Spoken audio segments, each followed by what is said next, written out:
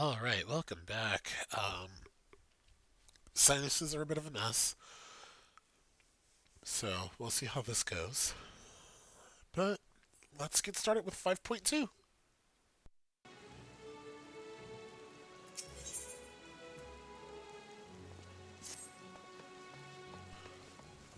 Truly, to see Kaishir thus inspired by our actions is inspiring in itself. Yet, however much I may wish to stay and see what comes of his efforts here in Yilmore, we have matters of our own to attend to. Come, we should return to the Crystal Tower. Perhaps Becklug's studies have borne fruit in our absence.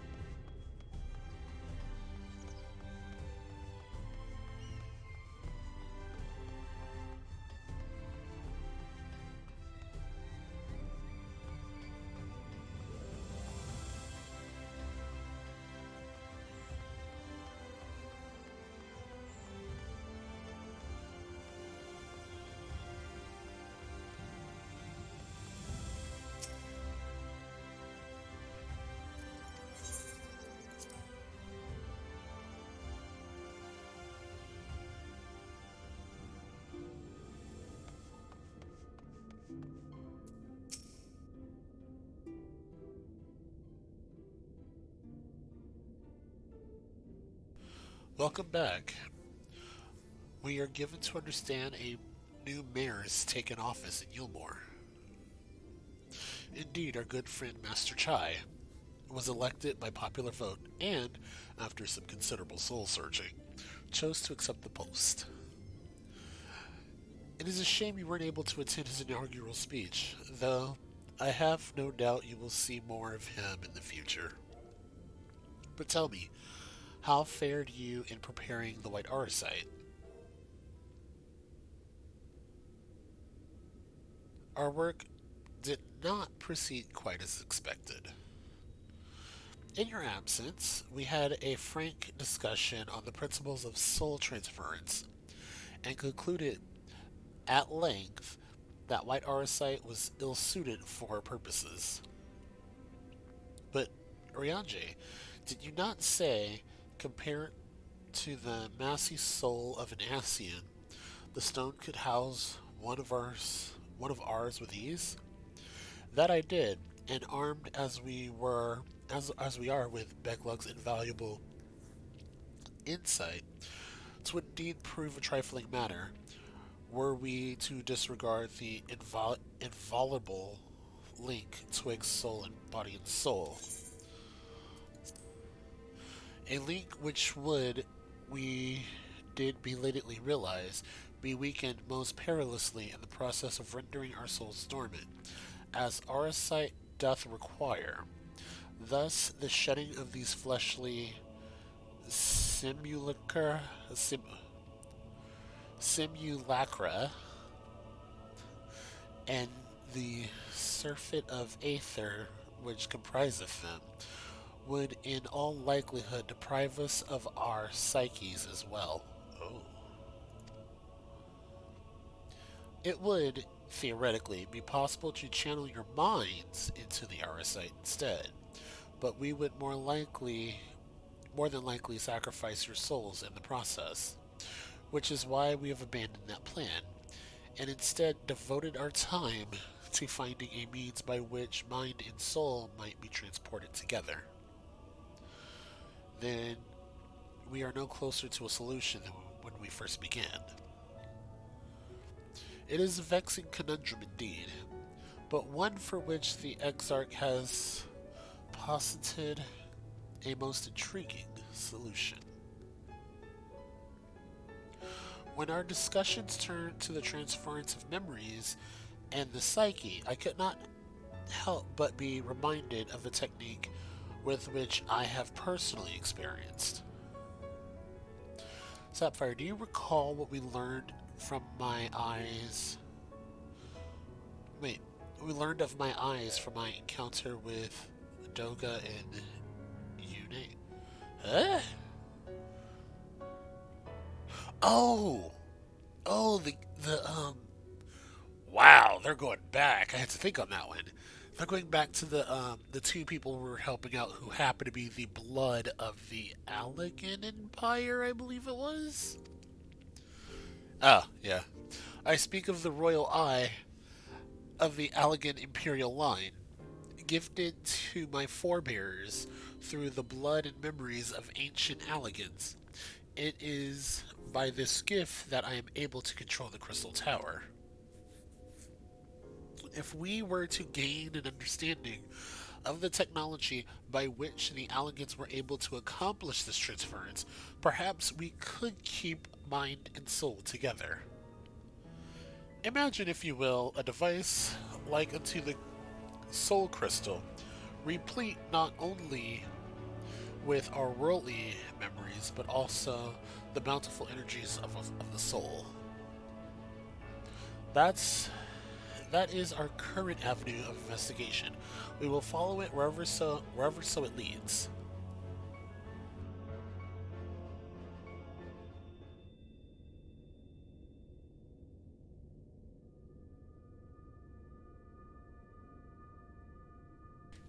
While we are thus engaged, I think it best that Sapphire return to the source and inform Krell and the others of our findings. Agreed. I imagine Tataru will be relieved to hear we've made progress of sort. Then I would beg leave to relay our findings unto Thancred and Reed, and to assist where I may, in their investigation of the empty. Yeah, I still gotta take care of that. Yes, please do. Should we need your counsel? Should we have need of your counsel? We will not hesitate to summon you.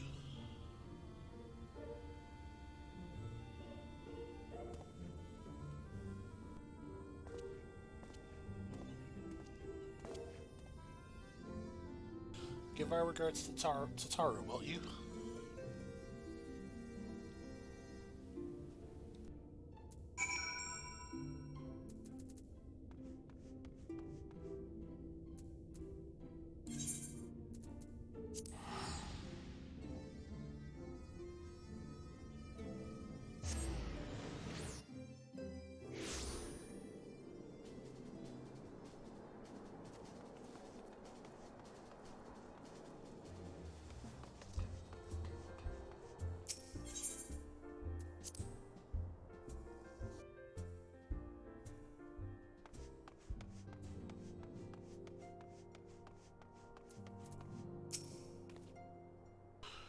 Sapphire, you're back.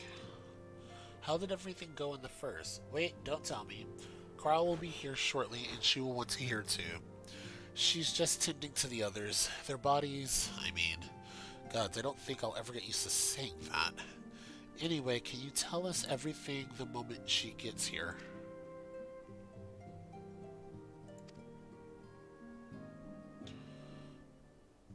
Okay, I feel like this may be. It's interesting they say it'll be a while.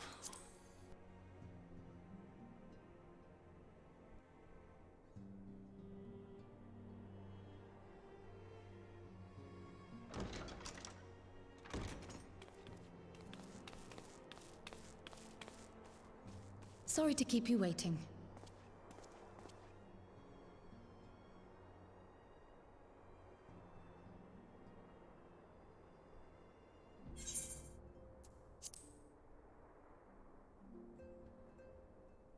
I've carried out the treatment as per Master Matoya's instructions.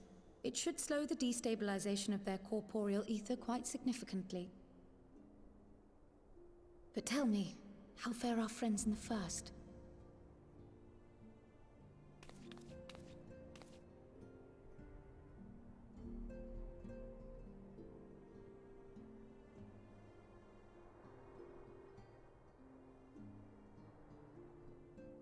So this Becklug's the first to lead an authority on soulcraft, are they? Sounds promising. And Urianger's proffered solution of white auracite is rather ingenious now that I think of it. Well, while they press on with their preparations, you may rest assured we will continue to do our part here.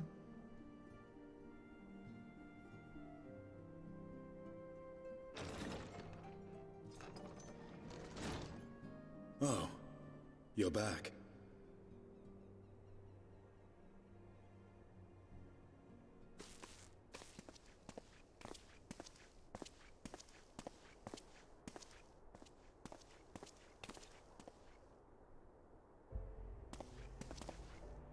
And none the worse for wear, I see.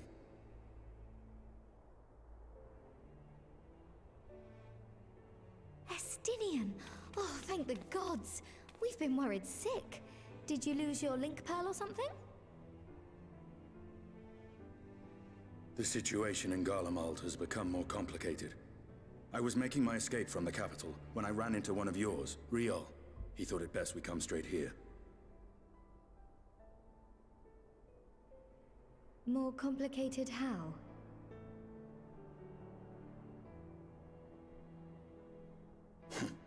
Where to begin? After entering the Empire via Razat Han, I went about my mission of investigating Black Rose. It was then, inside a provincial factory, that I encountered the one who styles himself Shadow Hunter, Gaius Baelsar.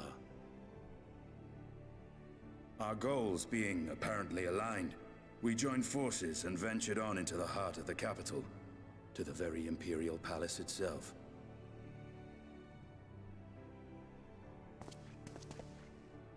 There, we found a man whom all assumed dead.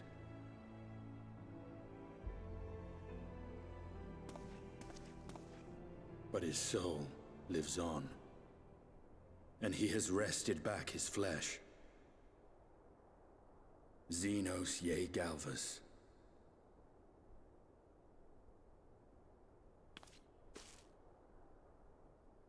Nor did the surprises end there.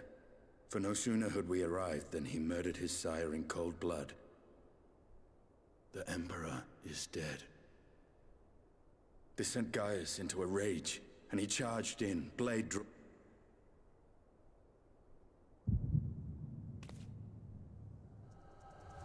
What's wrong?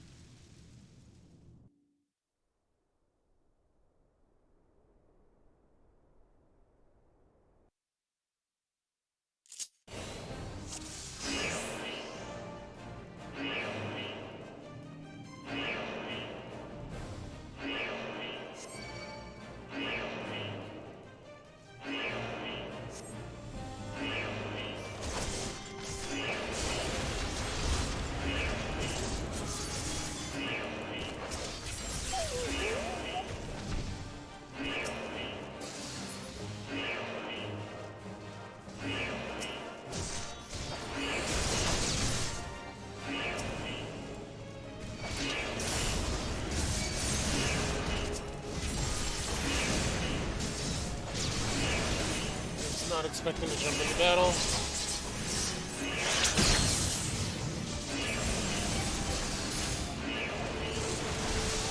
Doing something. And I come back and I'm like, oh no.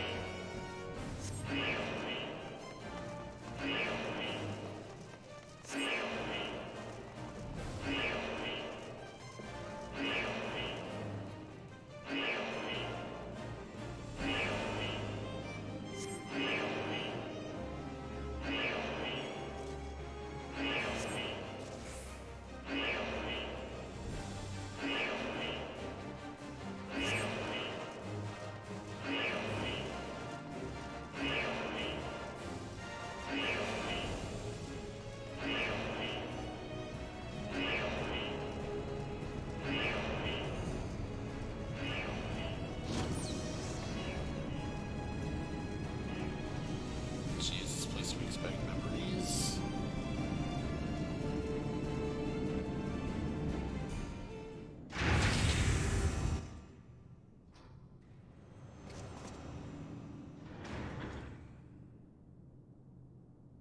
Well, someone's been busy.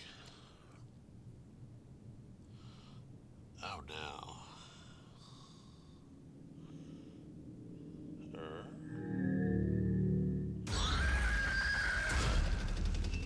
Oh boy.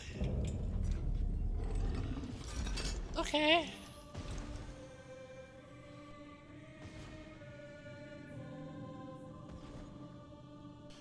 And you would bar my way. Come and hug, lend me your strength.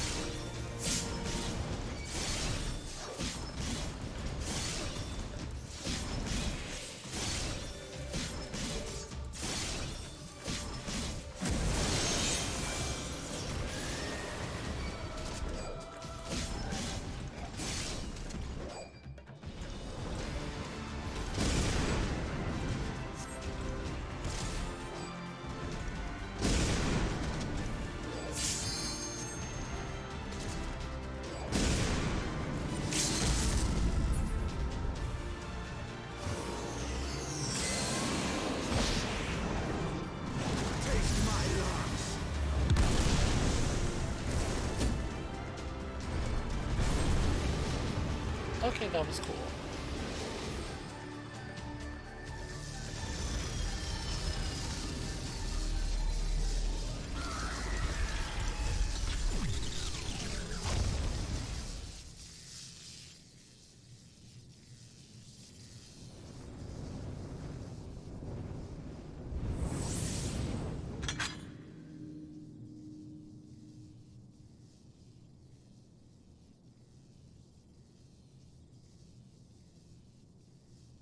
Garleans and their Machina. Now, where are you guys?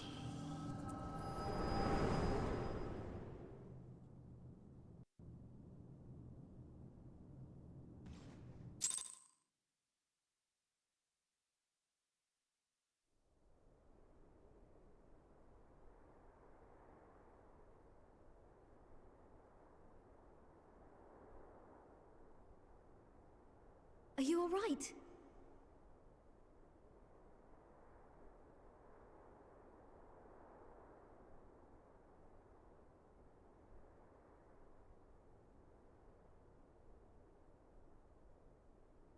Peer into my past, did you?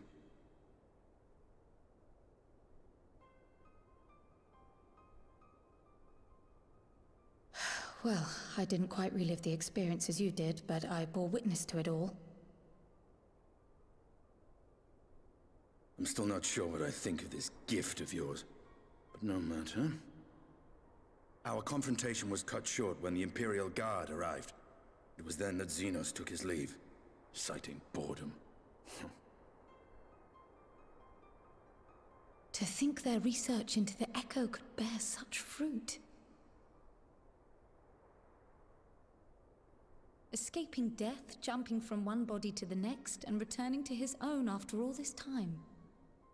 He is an Ascian in all but name.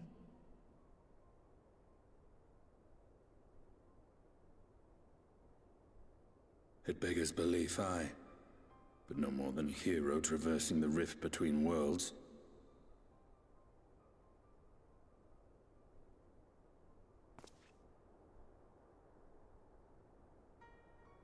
My concerns are far more prosaic. With the Emperor dead and the Crown Prince missing, the Empire is in disarray. Until order is restored, assuming it even possible, we needn't fear an Imperial reprisal. And for reasons of his own, Xenos took it upon himself to rid the world of Black Rose. Riol has already gone to apprise the Alliance leaders of these developments. We may leave the matter in their hands for now.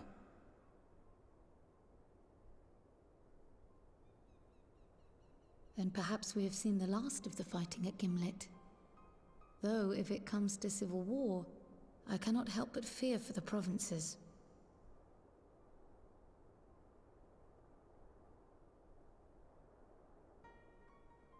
Ah, I'd nearly forgotten to ask. What became of Gaius? Did he not escape with you? That he did, but we parted ways shortly after leaving Garlemald. He claimed another threat had arisen which demanded his attention. He didn't elaborate, but the absence of some device or other in the capital gave him reason to believe they're planning something. Lest you worry, I believe he has well and truly shed the Black Wolf's pelt. Conquest is no longer his objective. We may safely leave him to his own devices. Well, it's nice to have one less foe to worry about, even if we do have a mysterious new threat to look out for instead. Speaking of which, I'll see that Riol and Al Shinobi are made aware. Though we still know next to nothing, it can't hurt to be vigilant.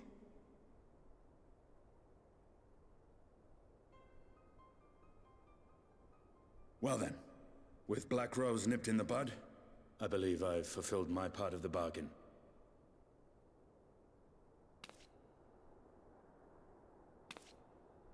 That's true, but with the Archon still slumbering away, we were hoping you might agree to stay with us for a little bit longer.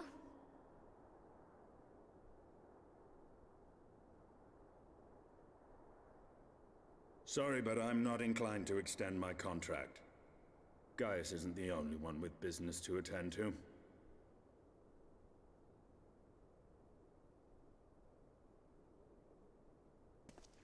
Thank you for your help then, Estinian. I see why Alphino admires you so.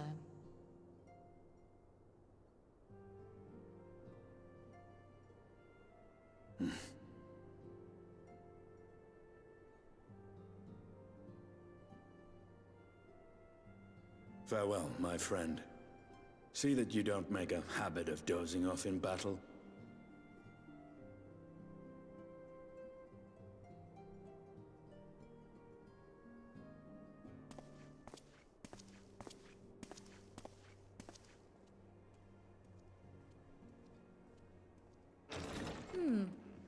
I suppose we should all be getting on then. As ever, we will see to the Archon's needs. In the meantime, why not get some rest? You've more than earned it. Go on.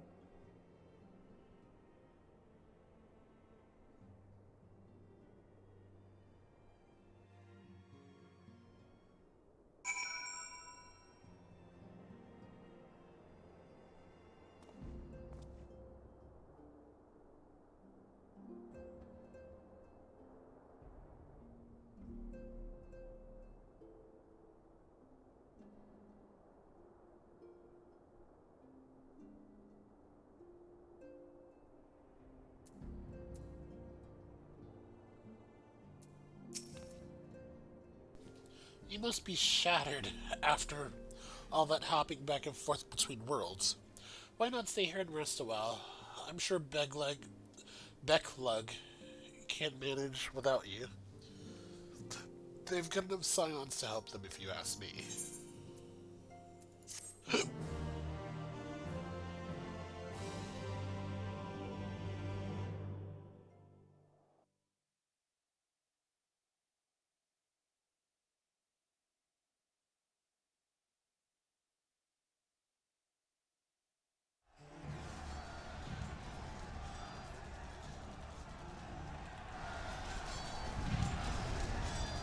Traitors, you all dared deny Lord.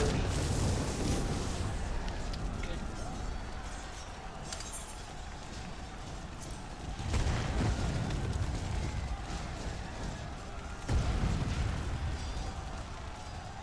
Onward. Before this day is done, victory shall be ours.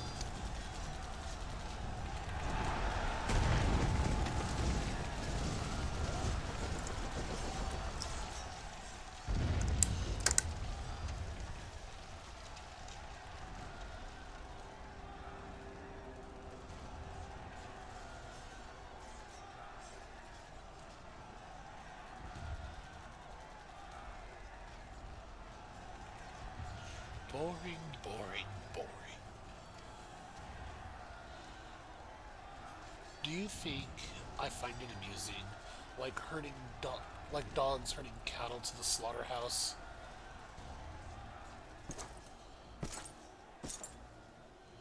Oh, who's this one? Oh, this is the one we met.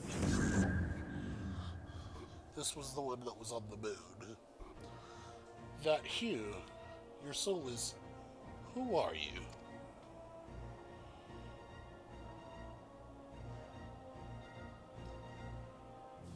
Before your majesty, I am but another dog, lost in want of a new master.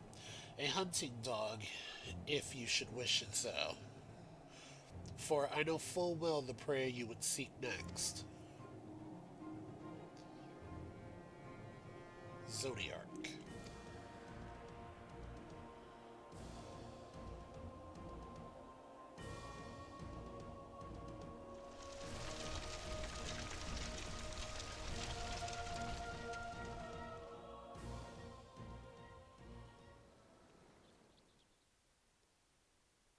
So I'm assuming this is where we start the Zodiac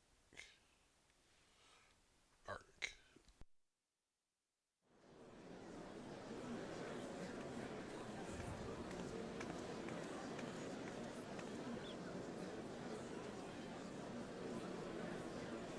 Did you hear? The mirror is reopening Dadia's stoneworks, and they're looking for laborers.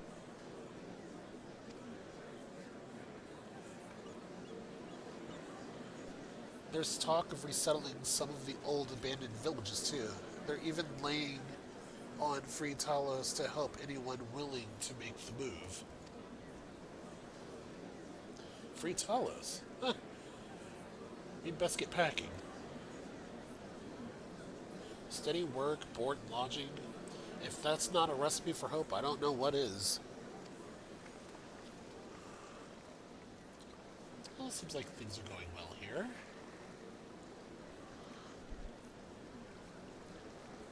Hope.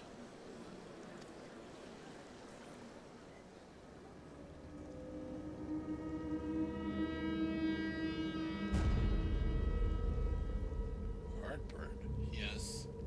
So long as I've lived, I would see that feeble flame rekindled. Ah! I am so confused. What is going on? I'm like actually a little worried.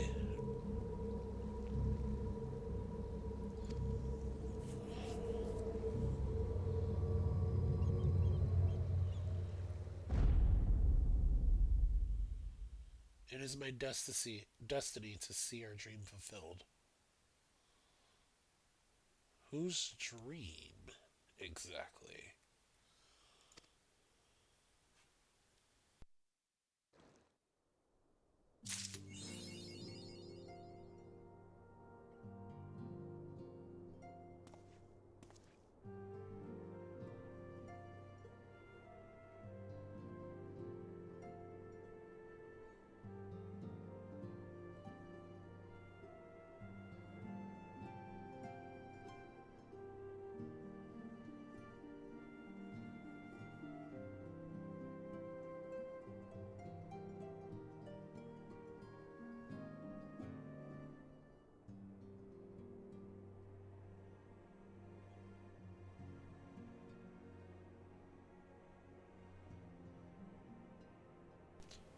Okay, I'm a little confused on my questing, because... Oh, I see where I went wrong. That was supposed... Okay. That was the end of 5-1. Let's sigh. Alright, let's start 5-2. This is where 5-2 starts.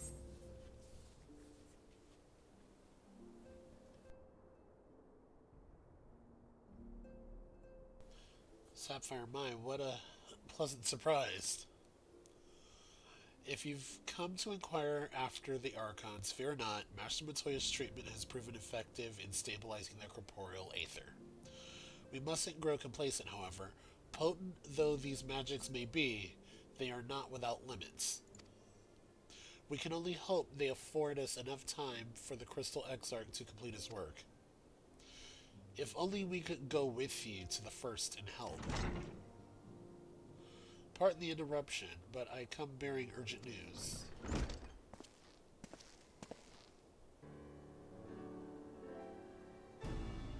Ah, Sapphire, it has been far too long, my friend. Oh, I remember this guy. Oh, I just realized. So we just kind of did a Heaven's Word moment. Now we're going to be doing a Stormblood moment.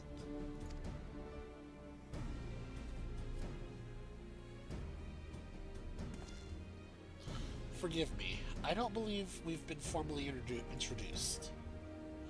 Maxima, former Garlean ambassador. I remain here in Eorzea under the auspices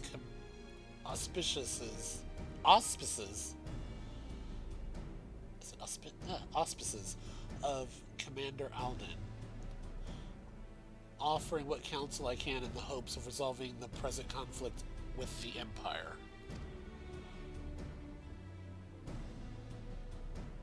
Ah yes, I have heard stories of the defector from Garlemald, but never mind that.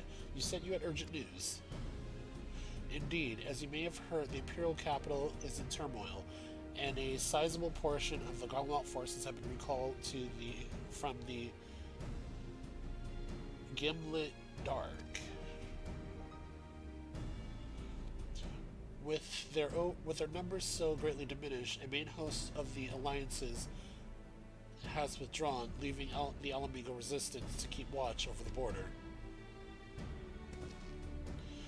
And it is there we have welcomed a most unexpected visitor who claims that this de-escalation may belay growing dangers and unforeseen threats. Commander Eldon has arranged for an impromptu meeting to discuss these revelations.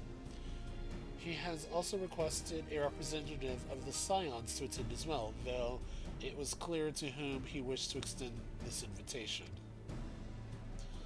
It would seem time is of the essence. Well, you'll not be attending this meeting alone, though I am not as well versed in the affairs of city-states as our comrades. I see no reason to burden a single Scion with all of this. Yes, of course. Then we must make for the Alamigan quarter with all haste. Well, what are you waiting for? Get going, you two.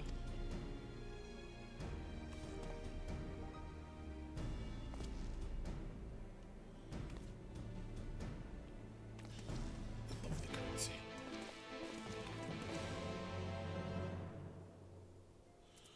Alright.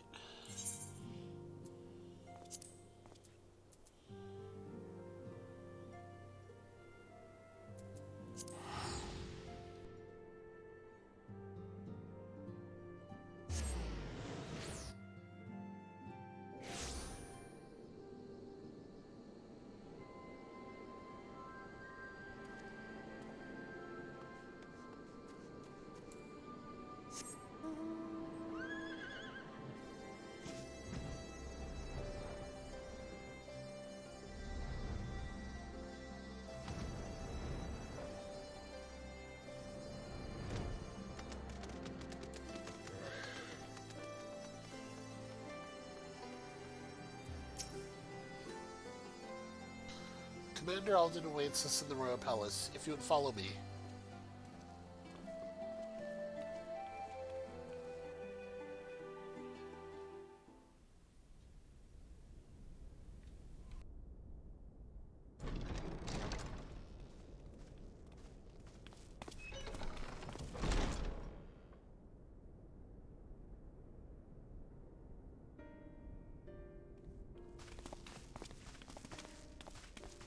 They're here, Commander.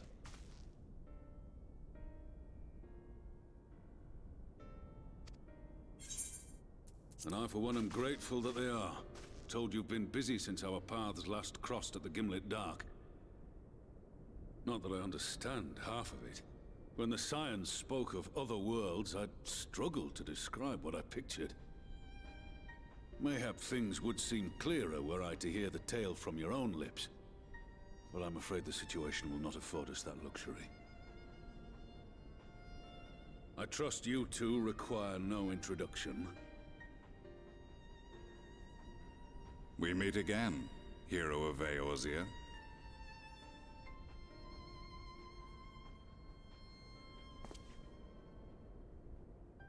Must we repeat this ridiculous display? I pose no threat to you, though what I come to warn you of very well might. Had he meant to do us harm, I hazard he would have kept to the shadows, and brought more than 2 companions.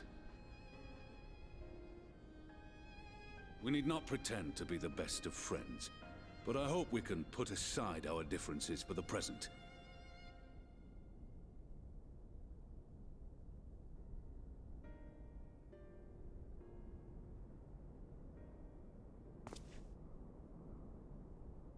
As you are doubtless aware, Sir Estinian and I cooperated to rid the world of Black Rose in your absence.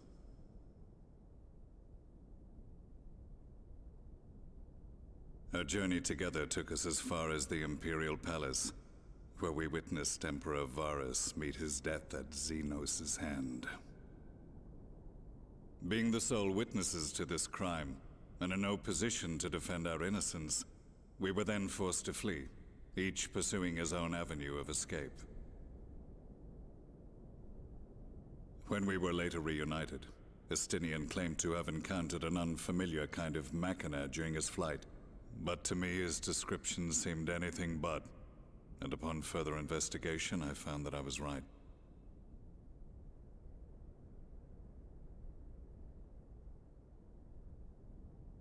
The Empire is developing a new Ultima weapon. What, that Allagan monstrosity, created to vanquish primals? With which you yourself once thought to conquer Eorzea? The same. In my foolishness, I sought to harness its power, and became the Ascian's pawn in so doing. But you know as well as I how that tale ended. The weapon itself, excavated from beneath this very city, was destroyed ere we could fully unravel its secrets, and that should have been the end of it. But unlikely as it sounds, the Empire's efforts to recreate it have somehow borne fruit, primarily through secret research conducted by the 7th Imperial Legion, it would seem. Wait, the 7th was all but annihilated at Cartano, along with its legatus. Indeed. Few survived. The 7th, as it is now, has little in common with the Legion led by Vandanis, and its leadership has changed hands several times since. Precisely how this project has continued despite such turmoil, and under whose auspices, remains a mystery. What we do know, however, is that a number of prototypes have been produced, and that one of them is on its way to Eorzea.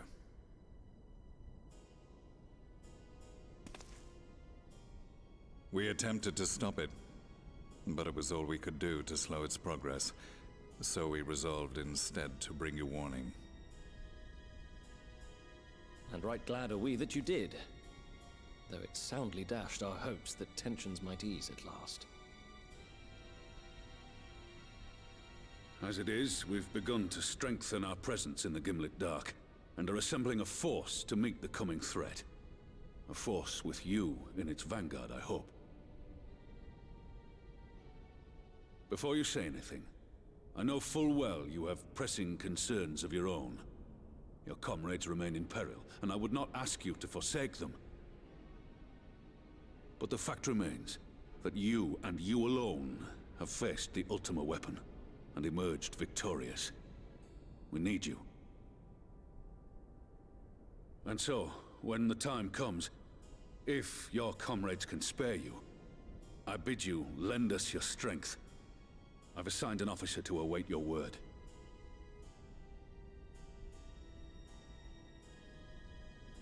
The Ascian's downfall was to be the work of my remaining days. But it was my hand that kindled these flames, and I cannot allow them to spread any further. I will do what I must to see this mistake consigned to history once and for all. Even if it means begging your aid. The Fates will enjoy the irony, even as I endure the ignominy.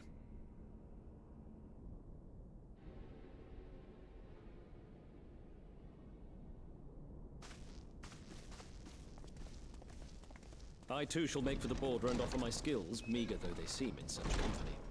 Mayhap we shall meet there anon.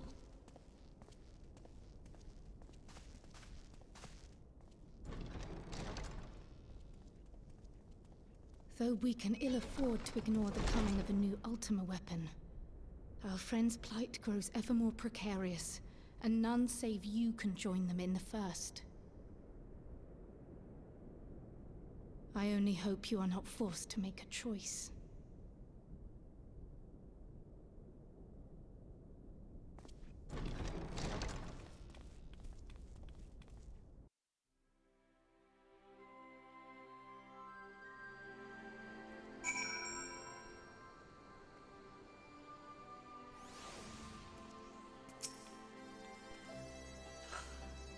As ever, the way forward is paved with difficult decisions.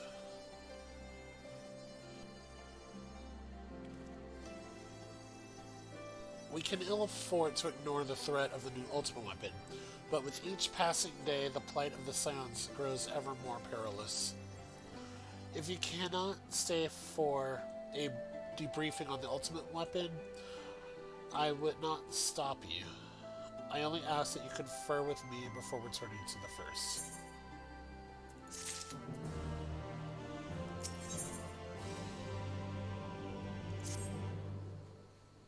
I take it you're ready to return to the first? Then I would ask that you apprise the others of recent events here in the source, namely Xeno's return and the development of the new ultimate weapon.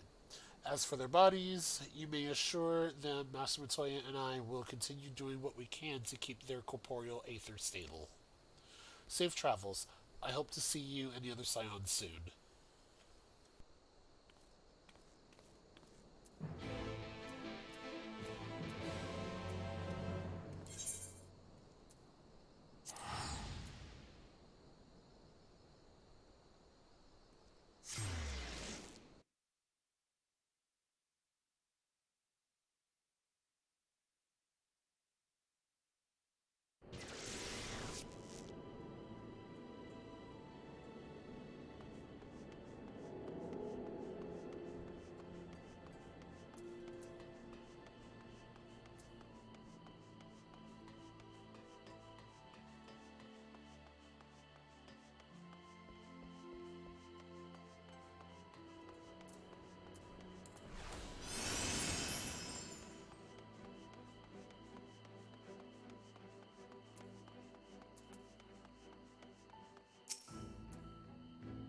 I also don't remember how I get to where I'm trying to go from the source.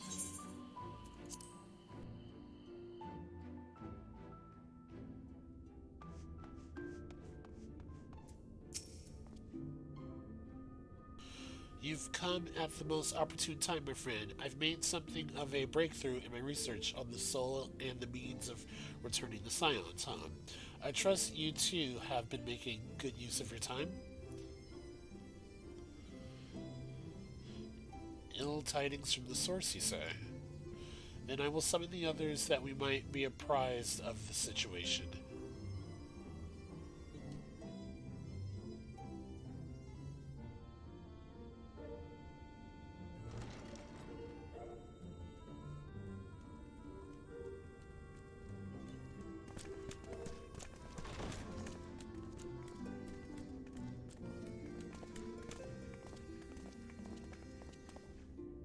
Now that we are all here, what news from the source?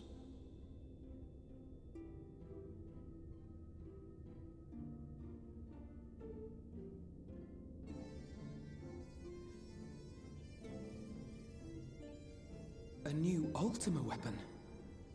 We must count ourselves lucky that Gaius has pledged his assistance.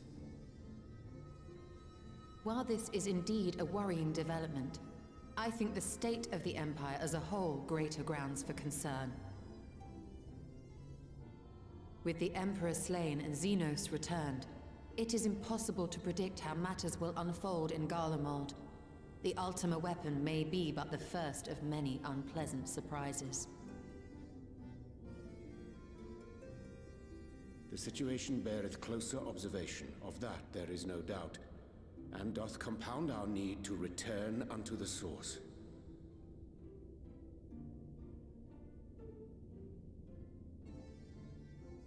Then let us address that issue.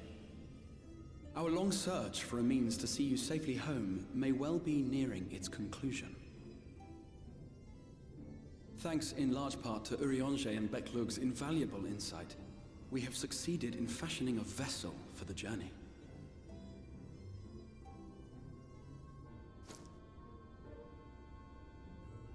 We set out to create a crystalline container retaining the more useful properties of white auracite, but without its regrettable limitations. And after a good deal of trial and error, we made one. An ark for soul and mind both that will allow your incorporeal self in its entirety to be ferried between worlds. A spirit vessel, if you will.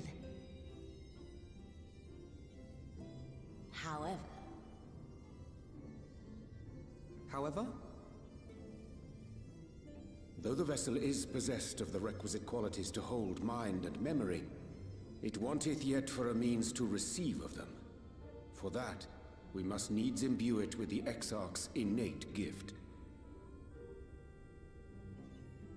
A gift that lives on only through the blood of the Allegan Emperors, which certainly does not flow within Aurosite or any other crystal. Just so, milady. The blood serveth as a conduit of sorts. In its absence, memory cannot pass from mind unto mind, nor from flesh unto crystal. That being the case, we must either alter the process of inheritance so as to require no such thing, or determine a means by which my blood may permeate the vessel. I am hopeful that the records found within this tower will yield the knowledge we require to pursue one or the other of these avenues. So ideally a blood transfusion, and your blood is in them. As well you should be. The Allegan's body of etherological research is extraordinary. I can scarce believe it the work of ages past. But its underlying principles are not so very different from those of my own field of study. Given time, we will find the answers we seek.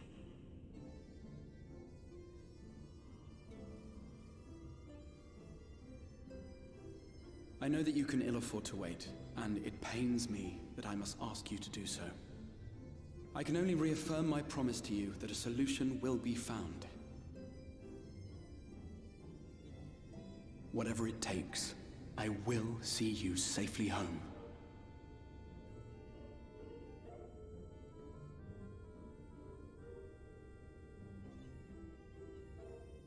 My apologies.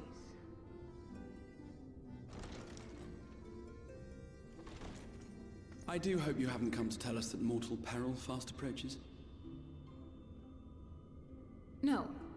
I had hoped to speak with the Warrior of Darkness.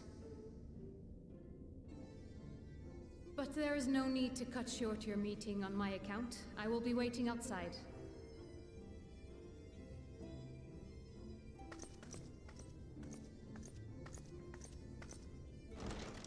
Why not speak in here? She knows I don't mind. Unless she didn't want to. Perhaps I might accompany you. Though I am woefully ill-qualified to assist in the Exarch's research, I may yet be of some use to Lena.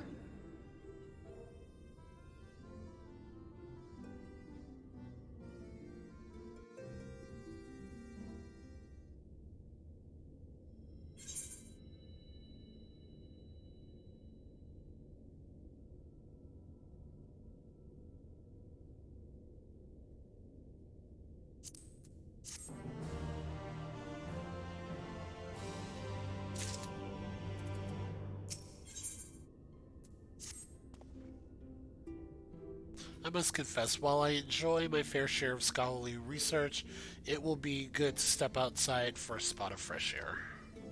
Now then, shall we go and speak with Lena?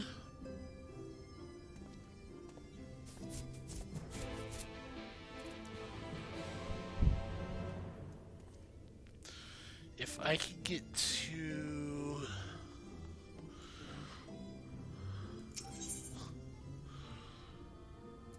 two more after this? Or one more? I'm not sure. It's one or two more after this, and then I should be set. Or I should say I'm back on track.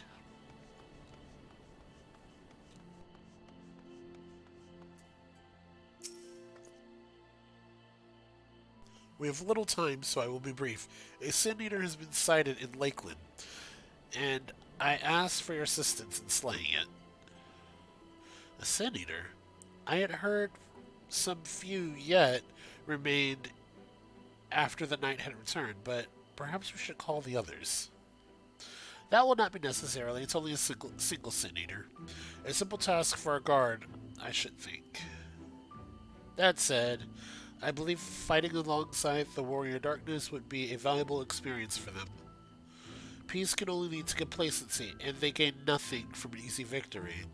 But you do not underestimate your foes. However harmless they may seem, my men would do well to learn from your example.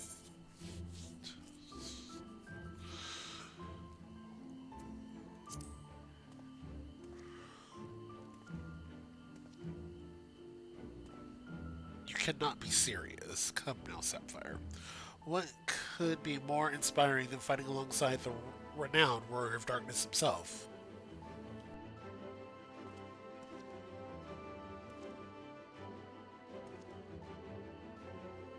Excellent. Then let us make for Fort Job.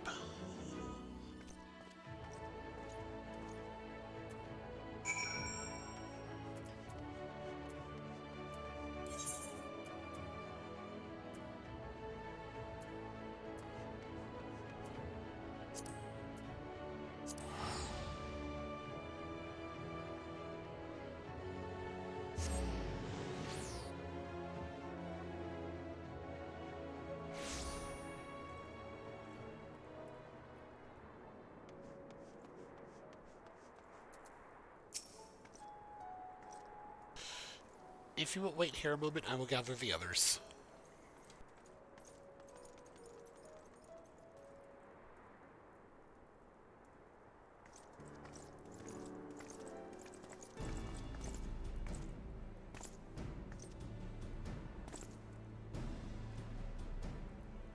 You may not remember, but you have met these soldiers once before, though only in passing.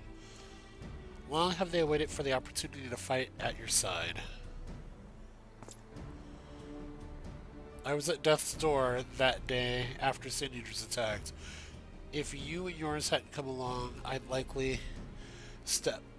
have likely stepped through, and I would have been alone. Your courage and selflessness is something we all aspire to. I too was there that terrible day. My friend was transformed into a Sin Eater before my very eyes, and I had no choice but to cut her down. The thought of returning to the field, of holding a gunblade again, it filled me with dread. But that is no way to honor her memory or my comrades. And so, I have returned. I swear I will not let you or anyone else down from this day forward. A pleasure to meet you, sir. Truly. It seems only like yesterday I watched as you took flight astride the Amuro to go and save the Oracle. Strange to think the Umorian soldiers we once locked blades with are now on our side. But we will do our utmost to keep the peace here in Lakeland.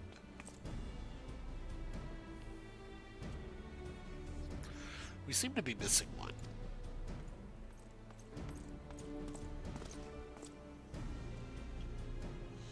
My apologies, Captain Lena. An elderly gentleman asked that I escort him to Clearmount. It took longer than I anticipated. I will not begrudge your desire to help those in need, but a soldier must be punctual, especially when we play host to honored guests. It won't happen again. The name's Thaler. I'm sure you don't remember, but we met once before in the infirmary. Ah, okay. I'd asked you to deliver a message to the Exarch and the Warrior of Darkness. Little did I know I was already talking to him. Ah, yeah, I remember this guy. Don't give up, don't give in. I kept those words close to my heart. And the boundless, beautiful skies above serve as a reminder of their importance. My friend got to see the knight's return shortly before he passed. He left this world with a smile, satisfied with a glimpse of what was to come. But there are countless others who weren't so fortunate. They gave their lives for the promise of a future they'll never know, and so it falls to us to do everything we can to fulfill that promise. No matter what happens, we won't give up. We won't give in.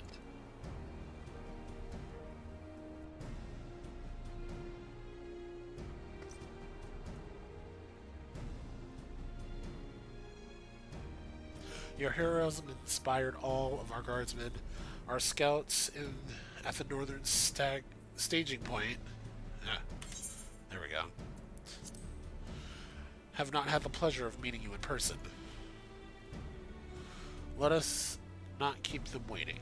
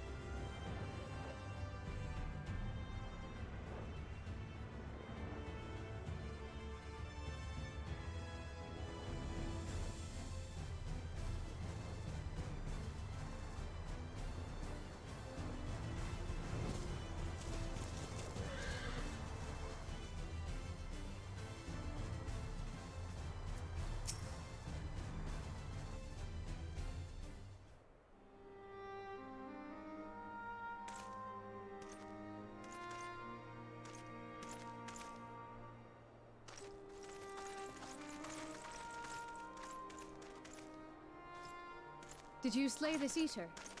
Your orders were to await the main force before engaging.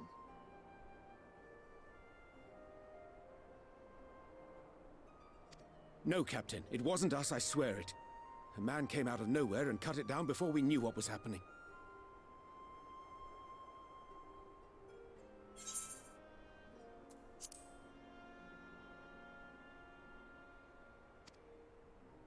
By himself? Certainly it is no light warden, but nevertheless. It's true. Felled it with a single swing of his axe, he did. I've never seen anything like it. So I says to him, who are you, the warrior of bleeding darkness? And he says, no, I'm a warrior of light. And that was it. Buggered off as quick as he came. Okay, so did, like, Artbert come back? A warrior of light? Why would someone go around calling himself that, though? It was those bastards who caused the flood.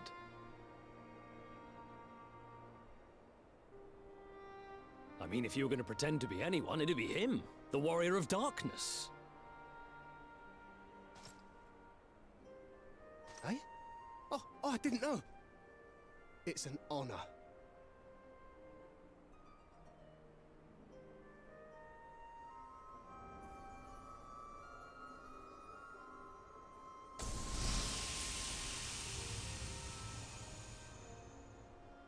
Since the Eater is no longer a threat, our work here is done. Return to your posts.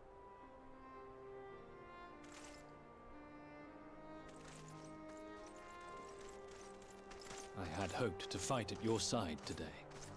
But I'll continue to follow your example, and may we meet again.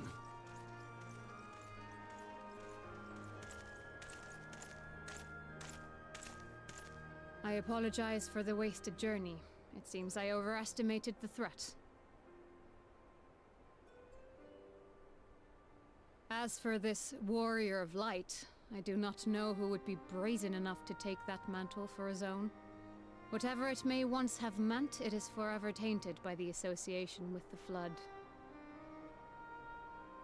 The Exarch told me the truth of Ardbert and his comrades' deeds, and I am aware they played some part in your own triumph. But to most, they are synonymous with the calamity that befell this world. Still, if this man is minded to destroy Sin Eaters, I may forgive him his unfortunate choice of alias. But that is neither here nor there. I thank you for accompanying me. With that concluded, shall we return to the Crystarium? There is a proposal I should like to make.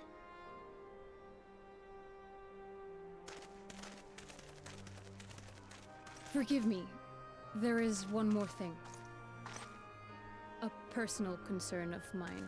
I had hoped you might have a moment to speak privately.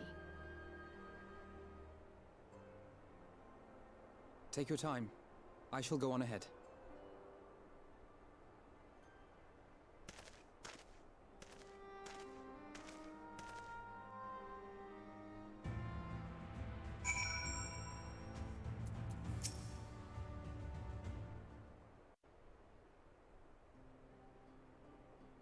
I will not mince words. This matter concerns the Exarch. Though his countenance belies his age, his demeanor never has. He has seen more than any man should and grown ever more weary with time. But I see I give the wrong impression. While it is true he attempted to open a letter with a salmon fillet the other evening, we are not here because I suspect his mind is deteriorating. Nor do I believe him to be so maddeningly unconcerned by the prospect of his own death as he once was. Indeed, the opposite is true.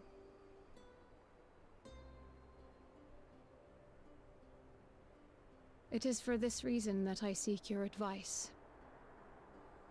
Since he returned from the Tempest, the Exarch is not as he was. He seems a different man. A younger man. I know not the details of his research, but when I saw him at work recently, there was a glint in his eye that I had never seen before. He looked happy.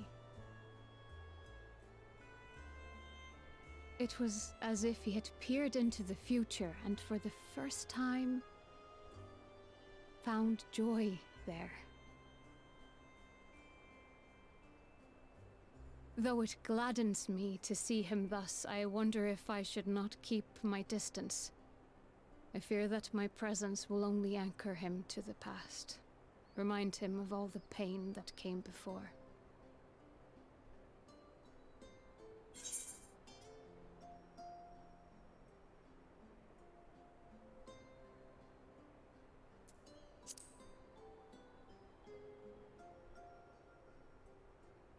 Is that so? Then perhaps we might remain as we were. As we have always been. What a relief.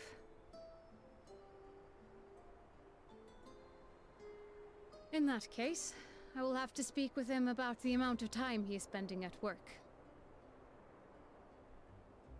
This research is important, I know, but if he refuses to consider his own health, I will have to consider it for him.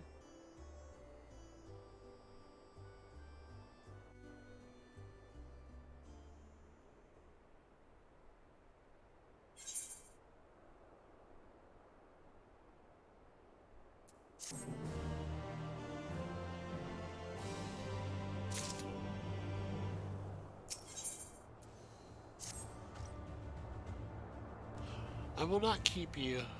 I will not keep you. You and your comrades have much to discuss. I will see the others back to their posts.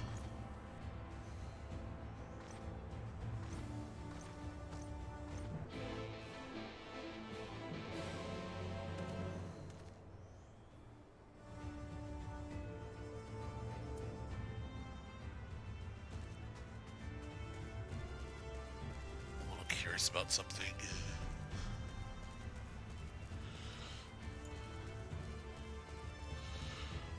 Okay, I know which one that is, I think. Yeah. I'll look for it later.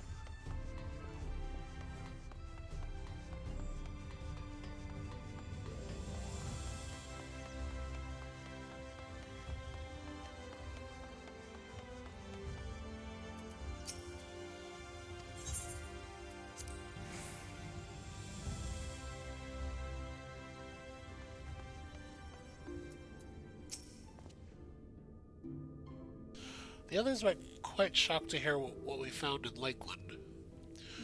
But now you're here, there is a proposal I would like to make.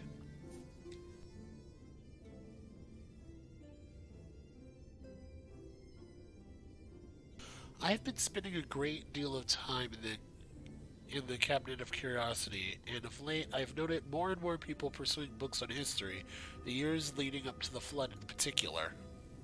I suspect they wish to know more about the Warriors of Light, as well they should, but nearly everything I come across describes them as Sin Eaters or worse. Regardless of whether or not this Warrior of Light is who they claim to be, I worry that their sudden appearance in conjunction with this renewed interest in their predecessors may lead to growing unrest and fear.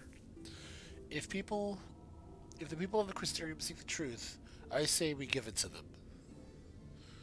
I too can attest to the falsehoods found within many of the Cabinet Curiosity tomes, with nearly a mention of their noble deeds of Ardbert and his comrades.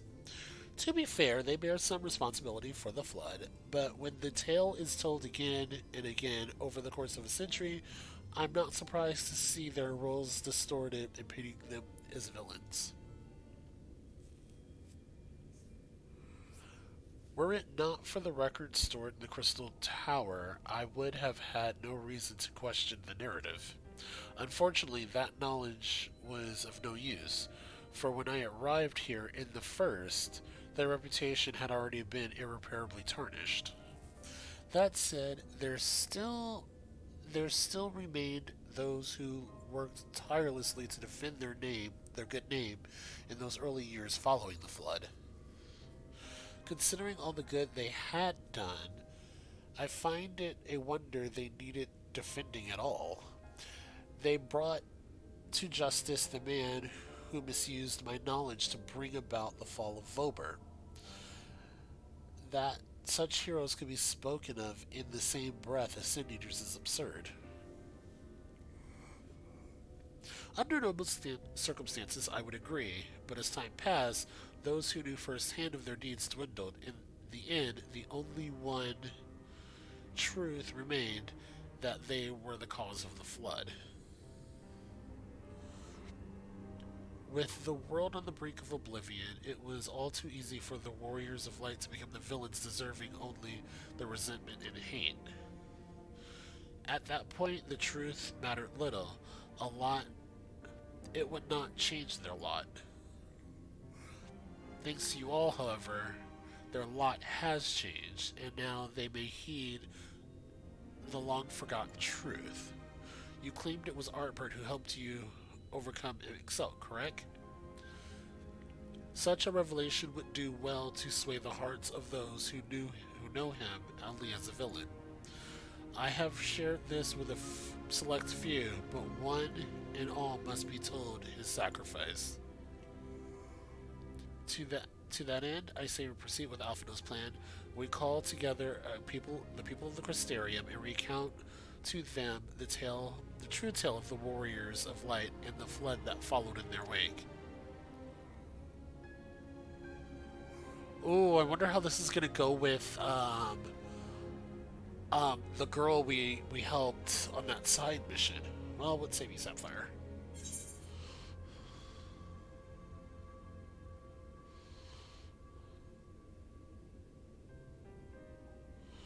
Honestly, I wish we had done that sooner. In hindsight, I agree, but better late than never, no? Exarch, might I ask you to continue working with Becklug on our means of returning home? The rest of us will see to the gathering of people in the Crystarium in the Exindra, however you say that. We have to reach out to everyone and anyone who are willing to lend an ear. With any luck, word will spread and more will accompany them.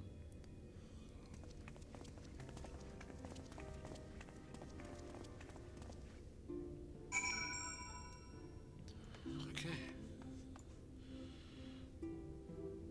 Wrong door.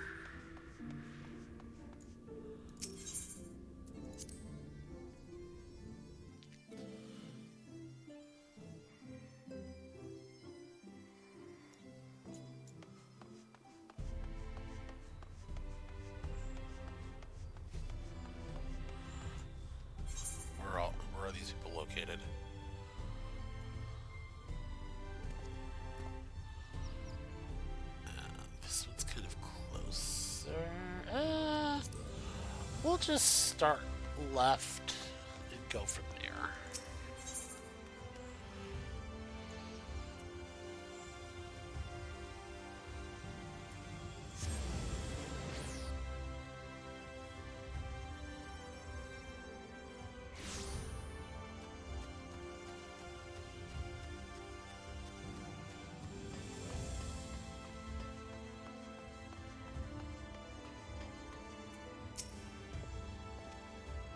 Well, to what do we owe the pleasure? Whatever it is, I must ask you be brief. With the night return, visitors have been flocking to the Crystarium, and I find myself too busy by half. I don't mind, though. Seeing the stars so full of life, one almost forget the flood ever happened. The truth about the Warriors of Light, but you already told me all there is to know, didn't you? Well, if there's more to their story, I'd love to hear it. Maybe then I can compete with Celia in regaling patrons with stories of the heroism. Perhaps I'll even inspire a few aspiring adventurers. One down. Next one's like over here. Wait.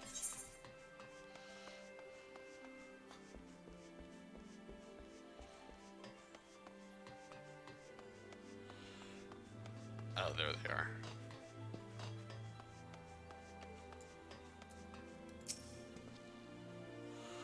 Come to browse wares in the market, have you? Well, I can guarantee you'll have no trouble finding what you need, whatever it may be. Under Yilmore's new leadership, trade has never been more prosperous. Word of that fellow from Daedalus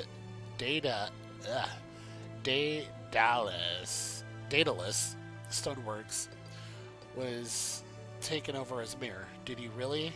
Little wonder business is booming the way it is. I imagine it won't be long before all of Nordvert reaps the benefits, but you've not come to talk about the market. Something on your mind? I see, the exarch did mention they had something to do with your returning knight to Nordvent. Alright, consider my interest piqued.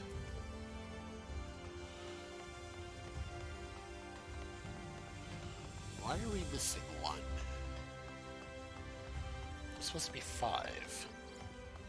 Unless the 5th one randomly shows up. Oh, no, found them.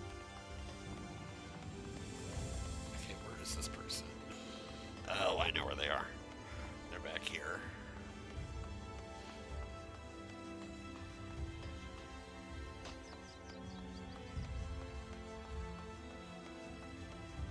Yep. It's all people I've interacted with. Sapphire, my, what a wonderful surprise. Though I hope you being here doesn't mean someone's been hurt. Thanks to you, I've had far fewer patients come through my door of late, which is a shame, come to think of it. I've had fewer opportunities to test new medicines. She's far too happy about that. I jest, of course. It's actually been quite pleasant to have a few moments to myself now and again. The truth about the Warriors of Light? But the Exarch has already spoken with me about them.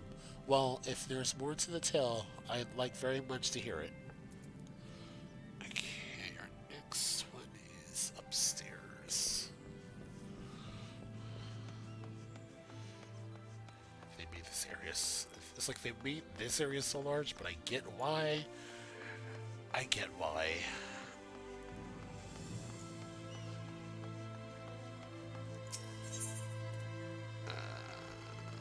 Upstairs with a crystal beam, maybe? Let's give it a shot. I think I'm in the right area. Talk to the crafters. Yep. Okay, I know where the last one is.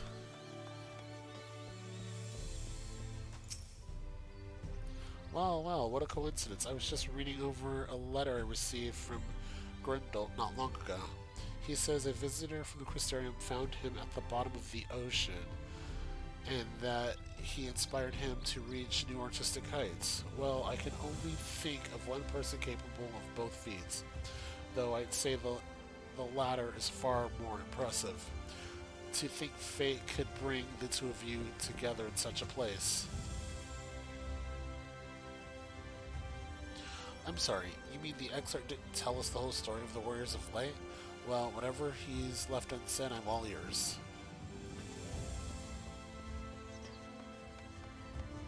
And now to the Cabinet of Curiosities.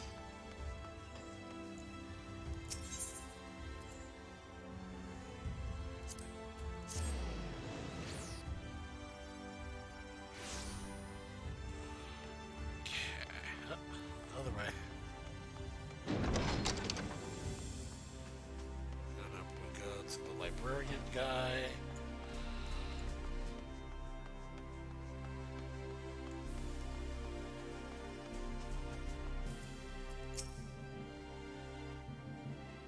No, this can't be. Surely there's at least one book here that does not cast the Warriors of Light and their deeds in such a negative light. Did I just smack him in the back? Oh, Sapphire, forgive me. The Cabinet of Curiosities has been bustling with visitors of late, but I fear our repository lacks for the knowledge they seek.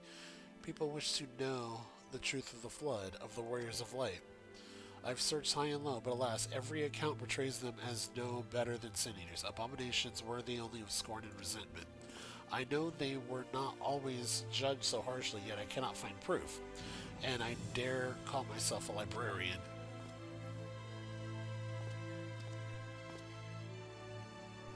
You would address the people and tell them the truth of the Warriors of Light of the Flood? How wonderful. You have regaled me with the tale once before, but I should love to hear it again. Oh, you may be assured I will not come alone. Alright, Alfie, I think I know where you are. And I think I can survive this jump. Wait, where's door?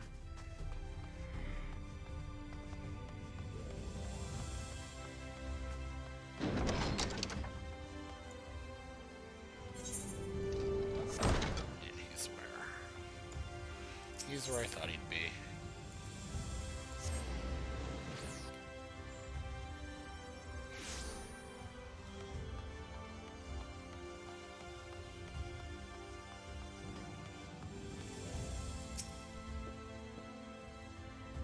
There you are.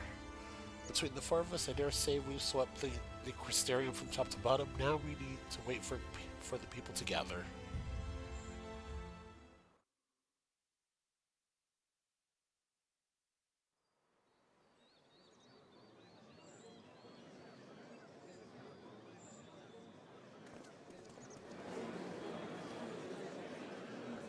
I was slightly expecting a bigger crowd, but this will work. Yes, this looks to be nearly everyone. Let us begin, shall we? Though I am usually the first to hold forth at such events, I think on this occasion that honor should fall to you. They would be more inclined to take the word of the Warrior of Darkness. Indeed. In light of the subject matter, who better than thee to speak these truths?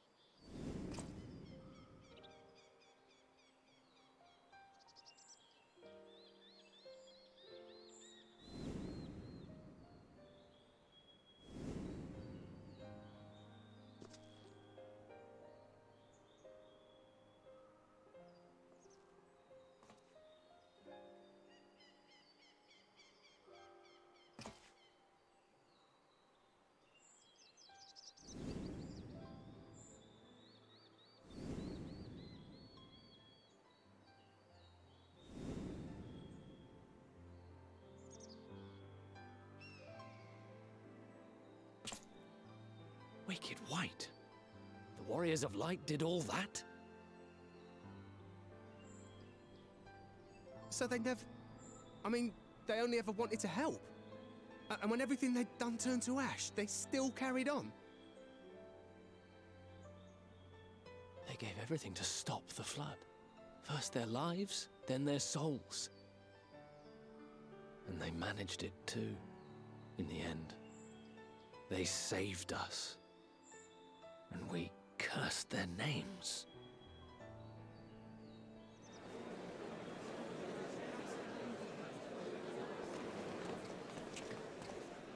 This should go a long way towards clearing the air.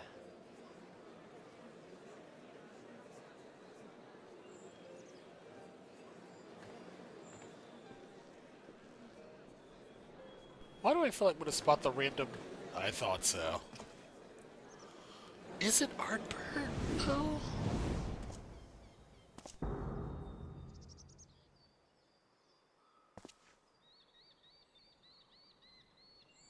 Impossible.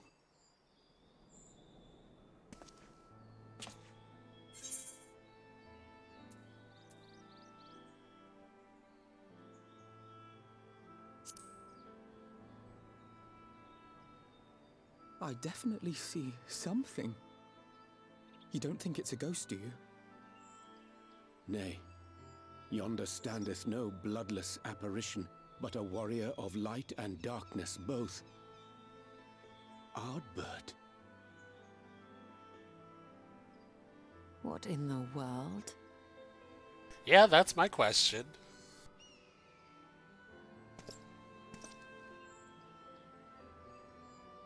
It's you! The one who slew the Eater!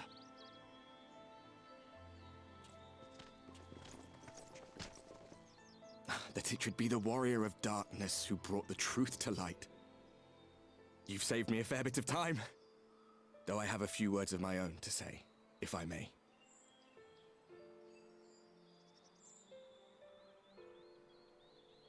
People of the Crystarium, I am Ardbert, one of those you know as a warrior of light.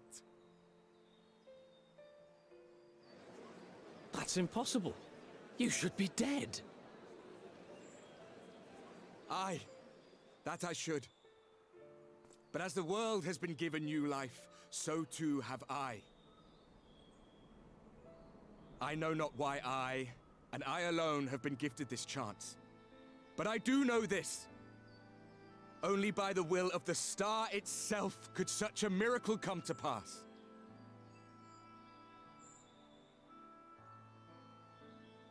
The hero who stands before you now, the warrior of darkness, is not of this world. And the day will come when he must return to his home.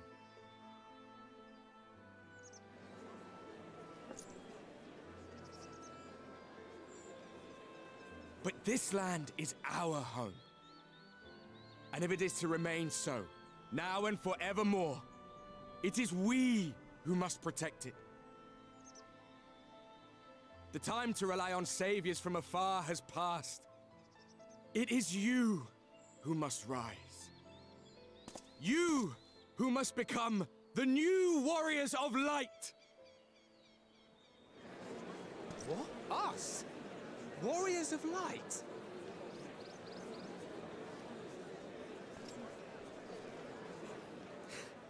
None of us were born heroes, my friend. I was only ever a man with a thirst for adventure. But wherever my journeys took me, I was invariably confronted with the same choice. To lend what aid I could to those in need, or not. And I always chose the former. Any one of you could do the same. All you need is the will to help your fellow man, and the resolve to see it through.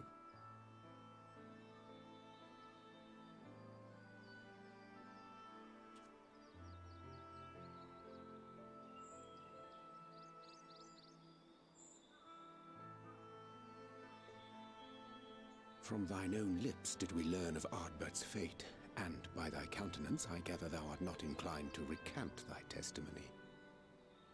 Yet whosoever this man may be, his words hold truth and resonate with the citizenry besides. For us to voice our doubts here and now would serve but to sow disquiet. 'Twere better we retired unto the ocular and there discuss this matter in private. Go. I will stay here and watch.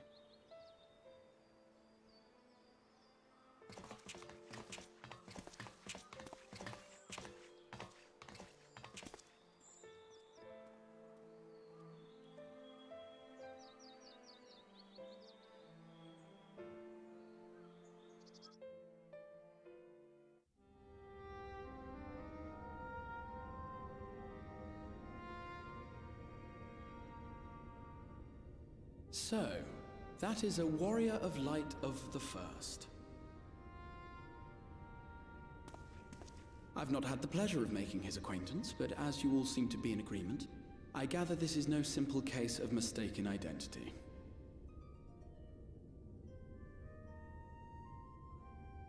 As far as I was able to discern, that was indeed Ardbert. It has been a long time, but not that long. Could he truly have been resurrected as he claims?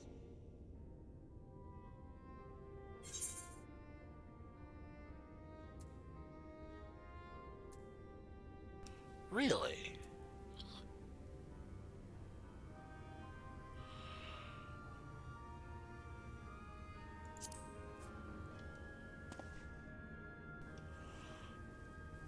Ardbert did entrust his very soul unto thee.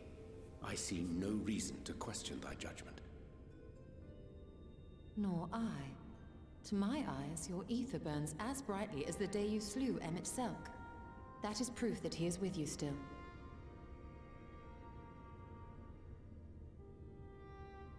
Yet that which standeth now before the people is far more than a passing imitation.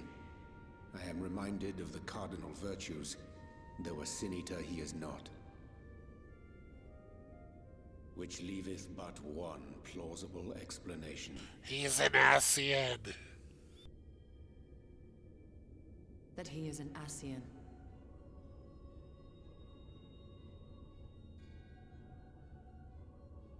Given their fondness for posthumous possession, I would have to agree.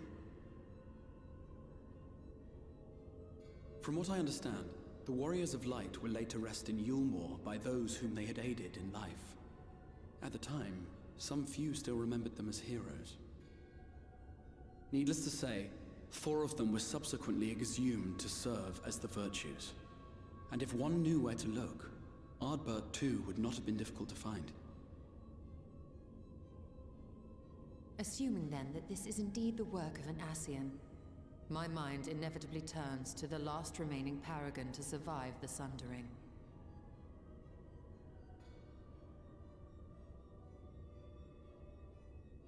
Elidibus. Oh. Is it Elidibus, though? That Xenos hath reclaimed his own flesh is known. Thus evicted from his borrowed form, and cognizant no doubt of Emmett Selk's failure here in the first, 'tis quite possible the emissary chose Ardbert for his next vessel. Ooh. Inhabiting the flesh of the fallen. My, that is unsavory. And they do this often, you say? Verily, for they possess no corporeal forms of their own. In what one may term their natural state, none save those gifted with the echo can perceive them. Indeed, when Elidibus intruded upon the waking sands, his presence did go unmarked by all save Minfilia and the Warrior of Light.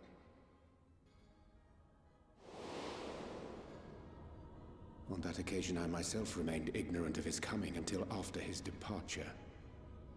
'Twas only at a later juncture, when he deigned to appear before me in borrowed flesh, that I was finally able to take the measure of him. In such puppetry do the Ascians engage when they seek to influence the course of history. and they have gained much by it. Emmett Selk single-handedly built the Garlean Empire in this manner, while the Hebrea came close to conquering Eorzea, having taken possession of Thancred's living body. Yet it must needs be noted that the Ascians cannot avail themselves of all mortal vessels. For were they able to do so, none would serve as a better pawn than our own redoubtable champion. Mayhap the blessing of light shieldeth Hydaelyn's chosen from Ascian influence. Or mayhap other forces are at work. We cannot say for certain. Whatever the reason, I hope it holds true. I dare not contemplate what might come to pass otherwise. Is it not peculiar, then, that Ardbert's mortal remains should be susceptible, given that he was once a warrior of light? Or did the final departure of his soul make it possible, perhaps? Regardless, to hear an Ascian use him to call forth new warriors of light boggles the mind.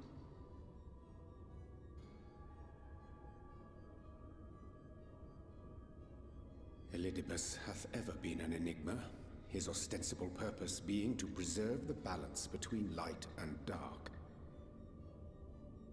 When he made overtures towards me, however, I was afforded a glimpse behind the mask of the self-appointed emissary. I shall not defend mine actions, undertaken in pursuit of a better understanding of our foe as either wise or prudent. Nevertheless, what little I did glean may now prove useful. Elidibus possesseth a subtle mind, practiced in the art of manipulation. That he coaxed this star's most valiant heroes as far as the source with naught save half-truths is no trifling feat.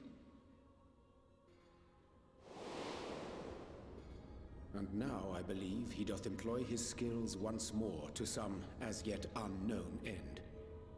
Though naught is certain, should my suspicions prove true, we shall have need of all our wits if we are to uncover and thereafter thwart his plot.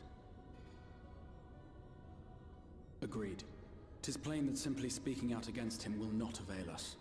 At best, it would only serve to confuse the people. And I would hesitate to do anything which might tarnish Ardbert's reputation once more, nor yours by association.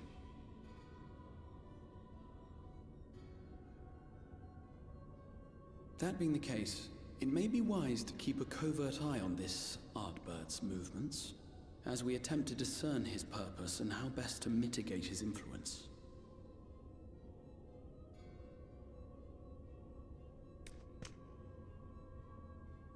His performance appears to have concluded. What now? Go back out and follow him?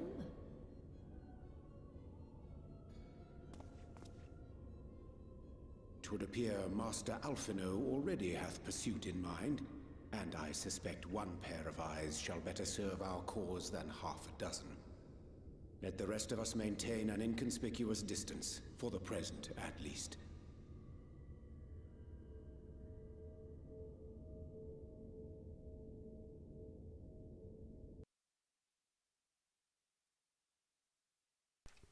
Interesting. I also feel like Elidibus is probably our main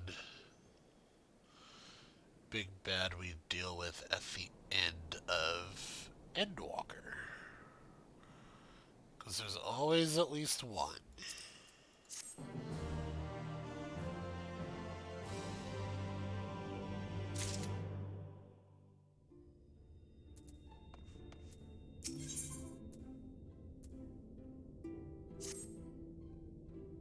Alright, last one.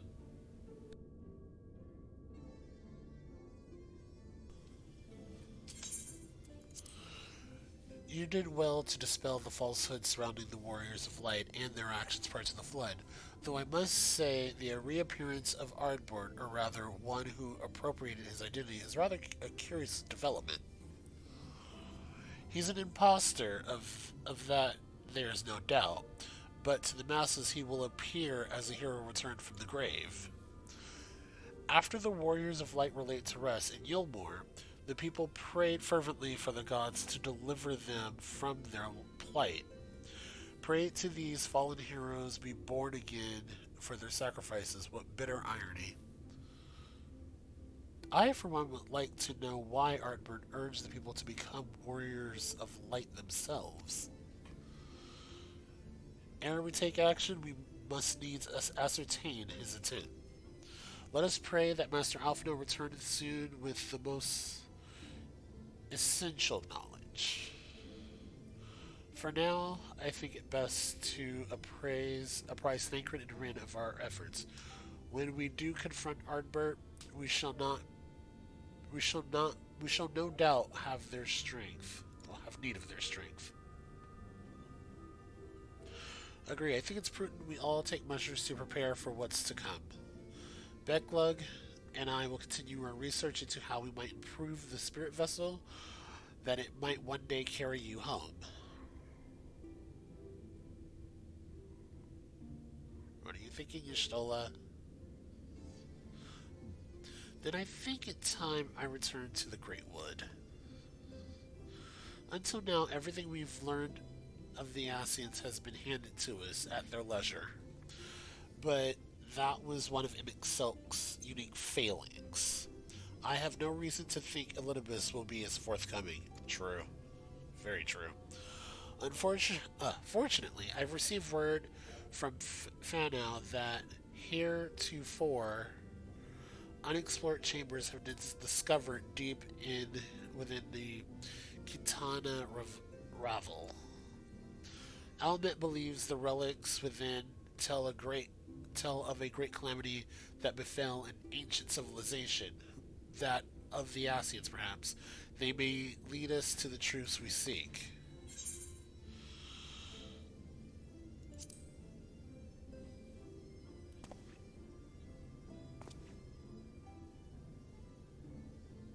I wouldn't dream of going without you. When you're ready, make for Fanau. Elma and her sisters will be expecting us. Then let us be about our task. Pray, forgive my regards to the Vis.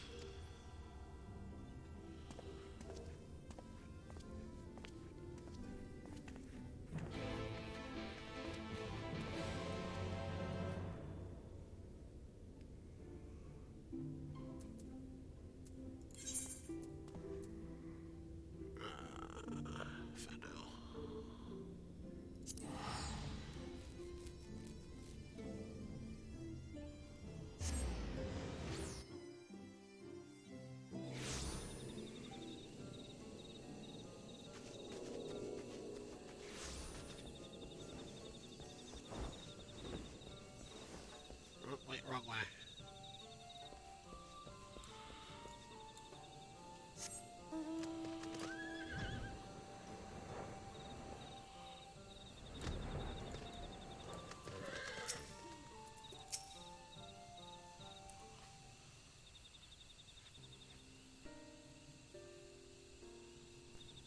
Welcome, allies of Ronka.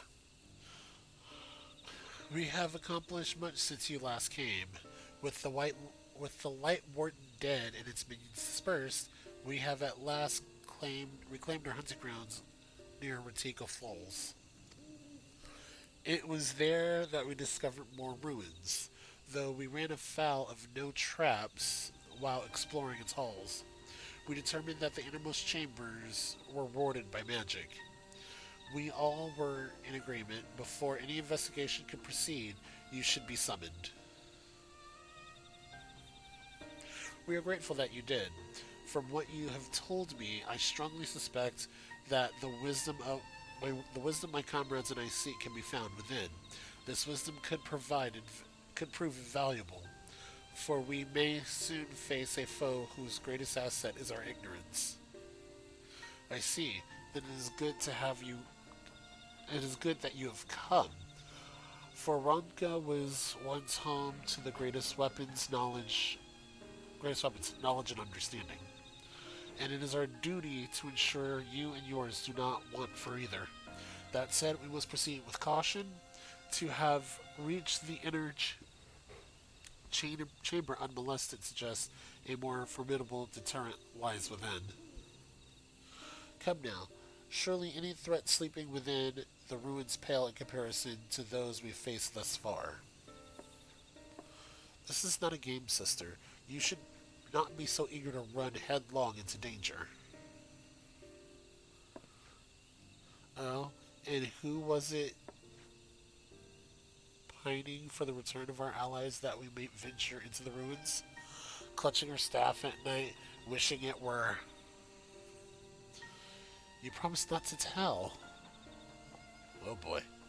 Then I suggest we be going. Get back here.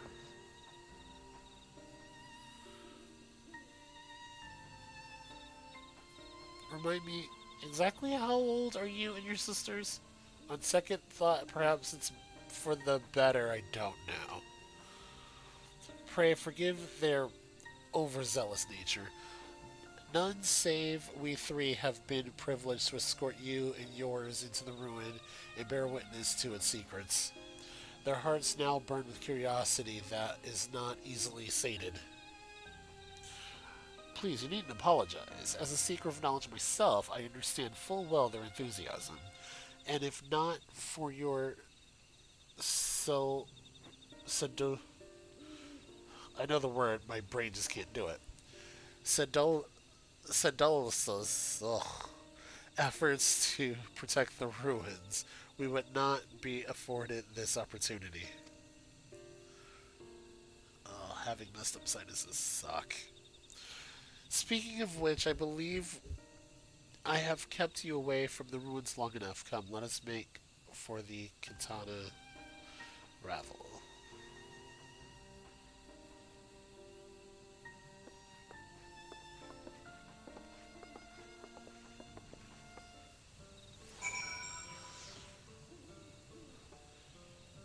Okay. Yeah, we'll just fly there.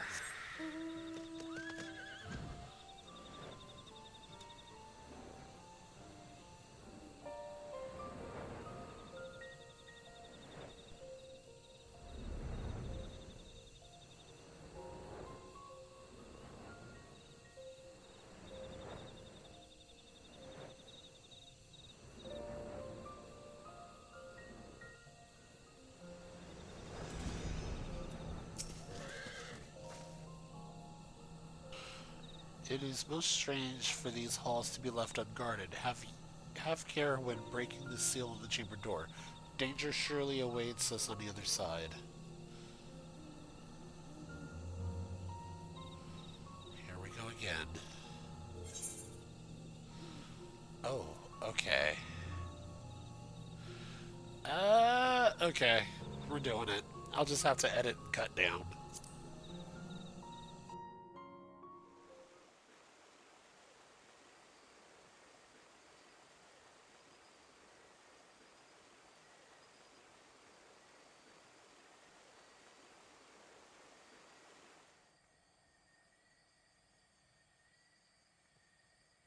Come.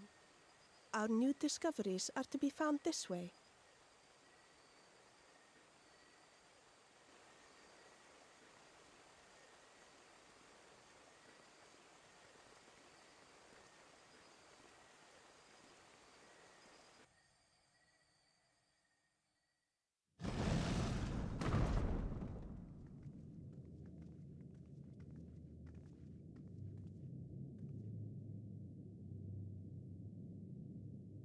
The people of Ronka are known to have venerated animals, but these features do not match those of any indigenous species. This is no common beast.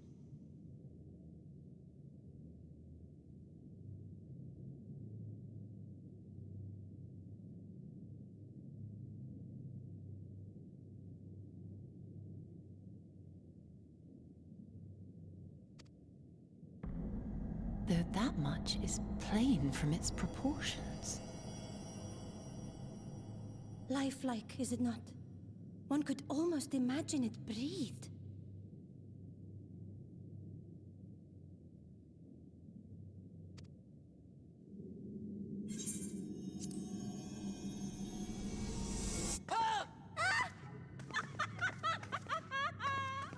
Why you... Ugh.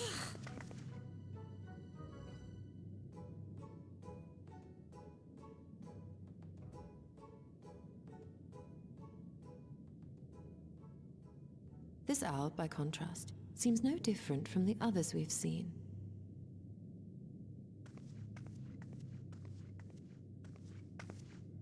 The sealed door lies ahead.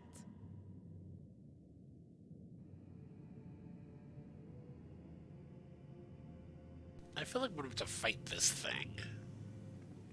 Like, we're gonna try and open a door, and we're gonna have to fight it.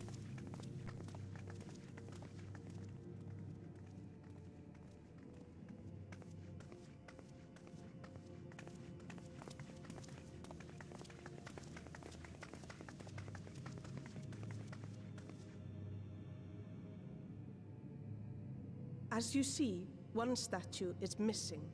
I expect we are meant to replace it as before.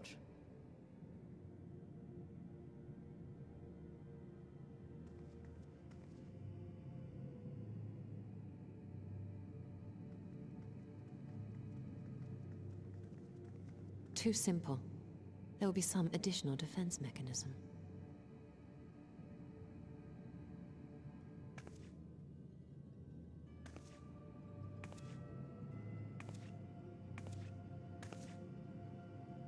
Just a moment. There are words carved into the stone.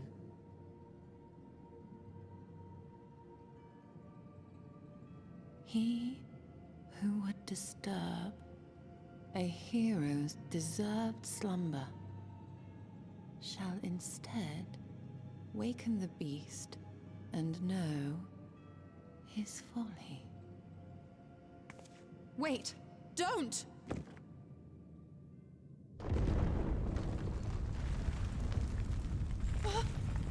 What? But I only... What is happening?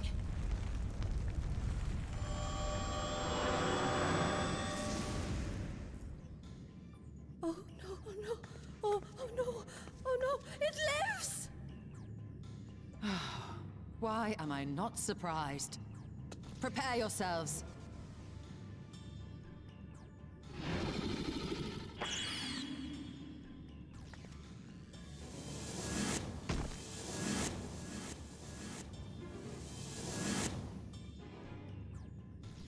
Oh, this is gonna be fun.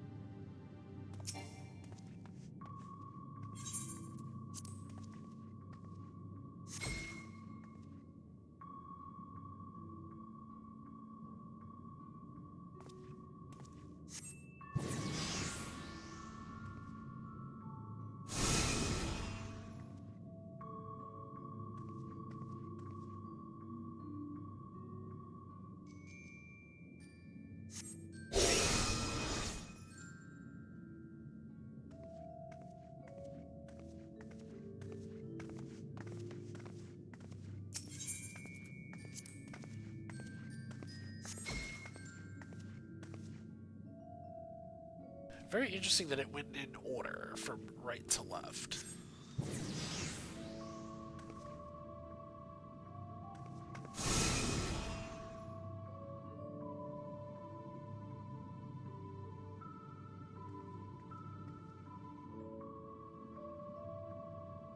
Alright, have at it. Mind and memory. Oh boy.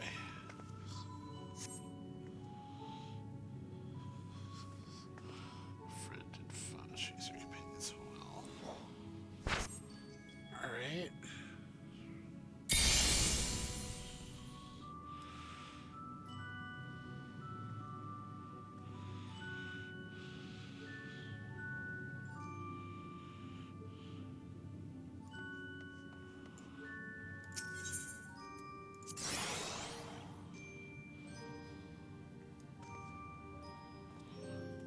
Okay, there's just Stola. And the cards are all the same.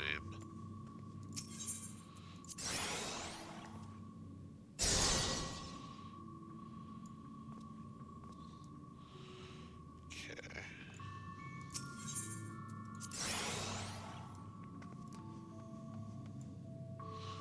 Okay. Two Stolas.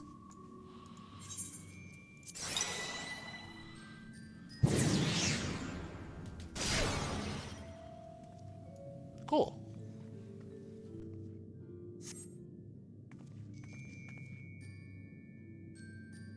Let me guess, we actually have to fight you now?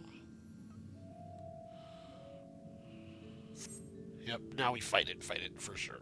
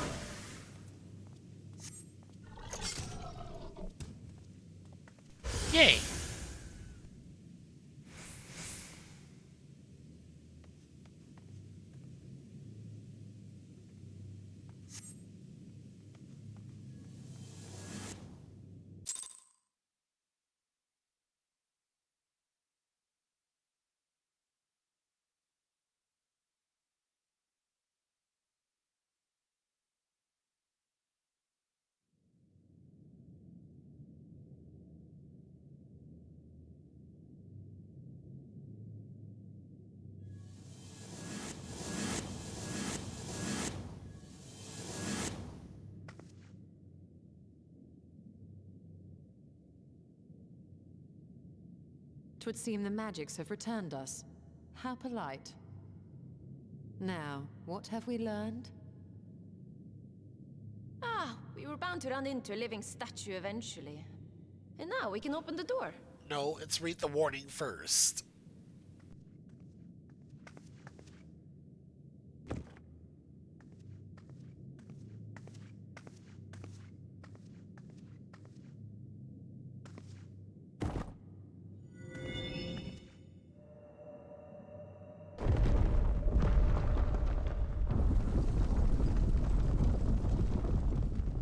He who would disturb a hero's deserved slumber.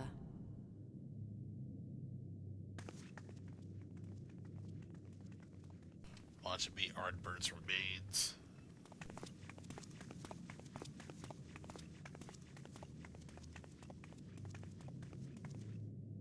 What in the world?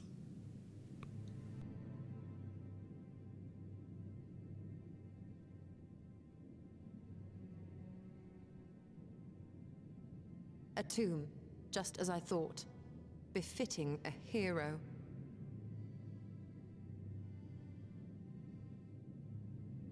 She is Vis. Could it be the Archmage Tiuna?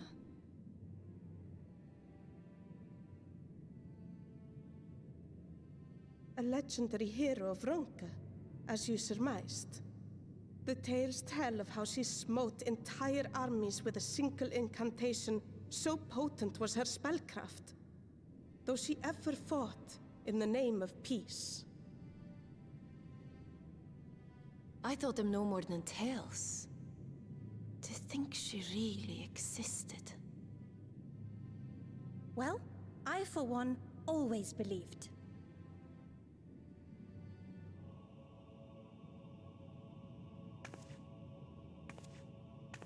I wonder.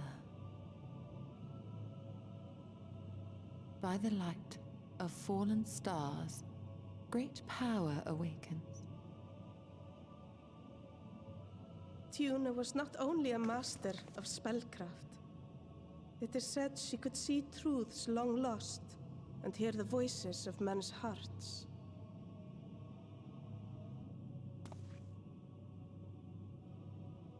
Naught less than the Echo. In which case, none of this is mere coincidence.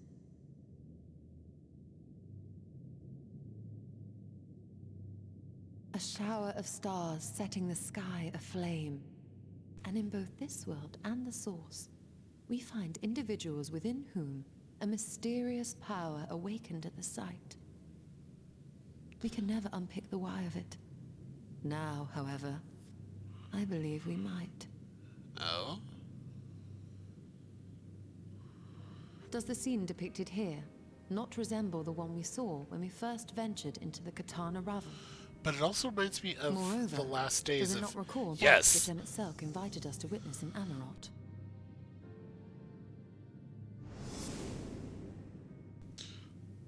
Oh, yeah.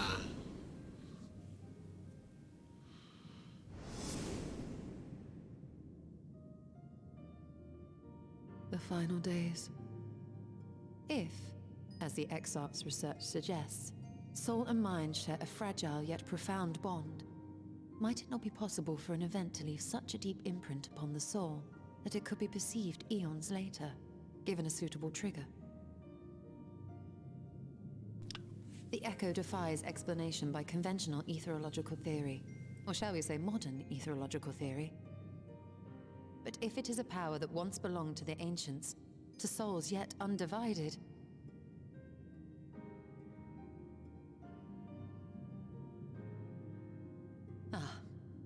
it would seem I have entered the realm of pure speculation, and I call myself a scholar.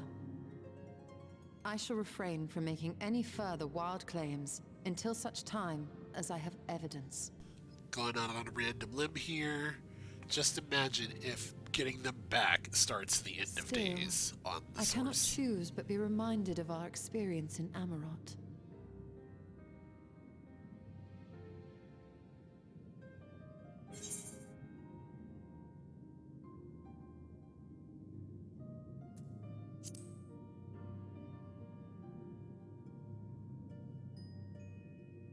remember us.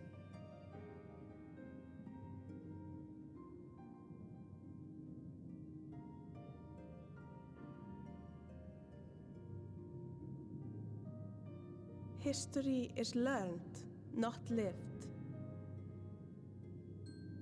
We have always protected the Tales of Ronka, just as we have protected this place. But we are mindful of what our mothers taught us. We see the past through our own eyes, and speak of it with our own words.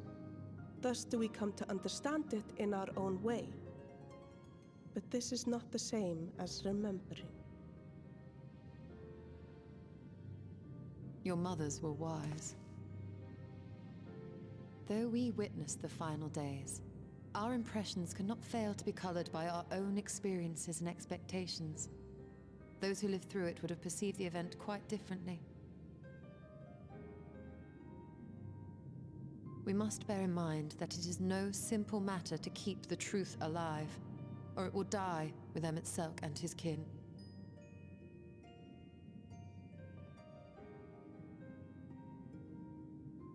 But we have disturbed Tuna long enough. Fanau will serve similarly well as a venue for our contemplations.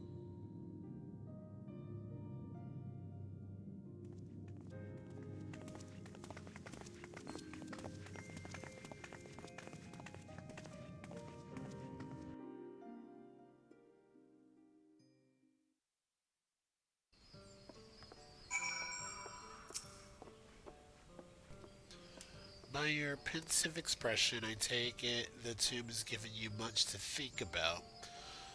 That is well. In time, the knowledge you have gleaned will lead to understanding, and thus arm you with what is to come. Before you leave, however, I would speak again of our teachings, of our forebears, of histories learned, not lived.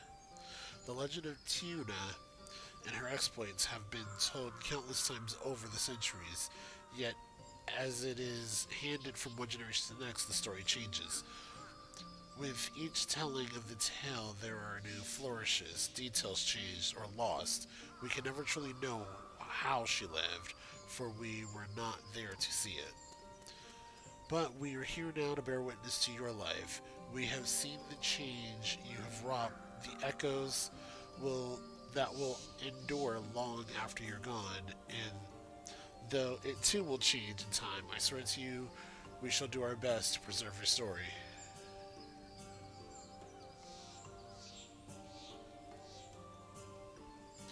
Hope you'll forgive me if I don't make an oath of my own, but I think it goes without saying we could never misspeak of your heroism.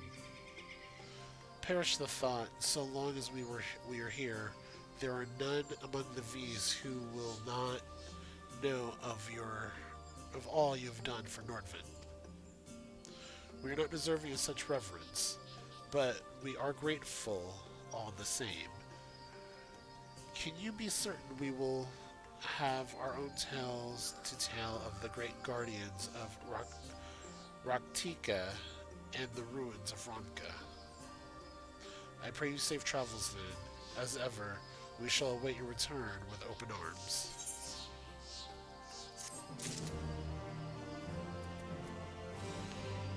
Alright, let's chit chat with Y'shtola. Actually, we'll just leave it here because I don't know how I don't know how far into that's gonna go. So, with that, this video should go up sometime in June.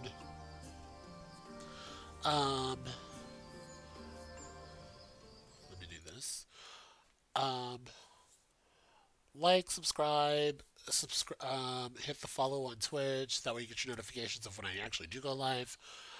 Until then, be good to yourself, be good to others, and stay true to you. Laters.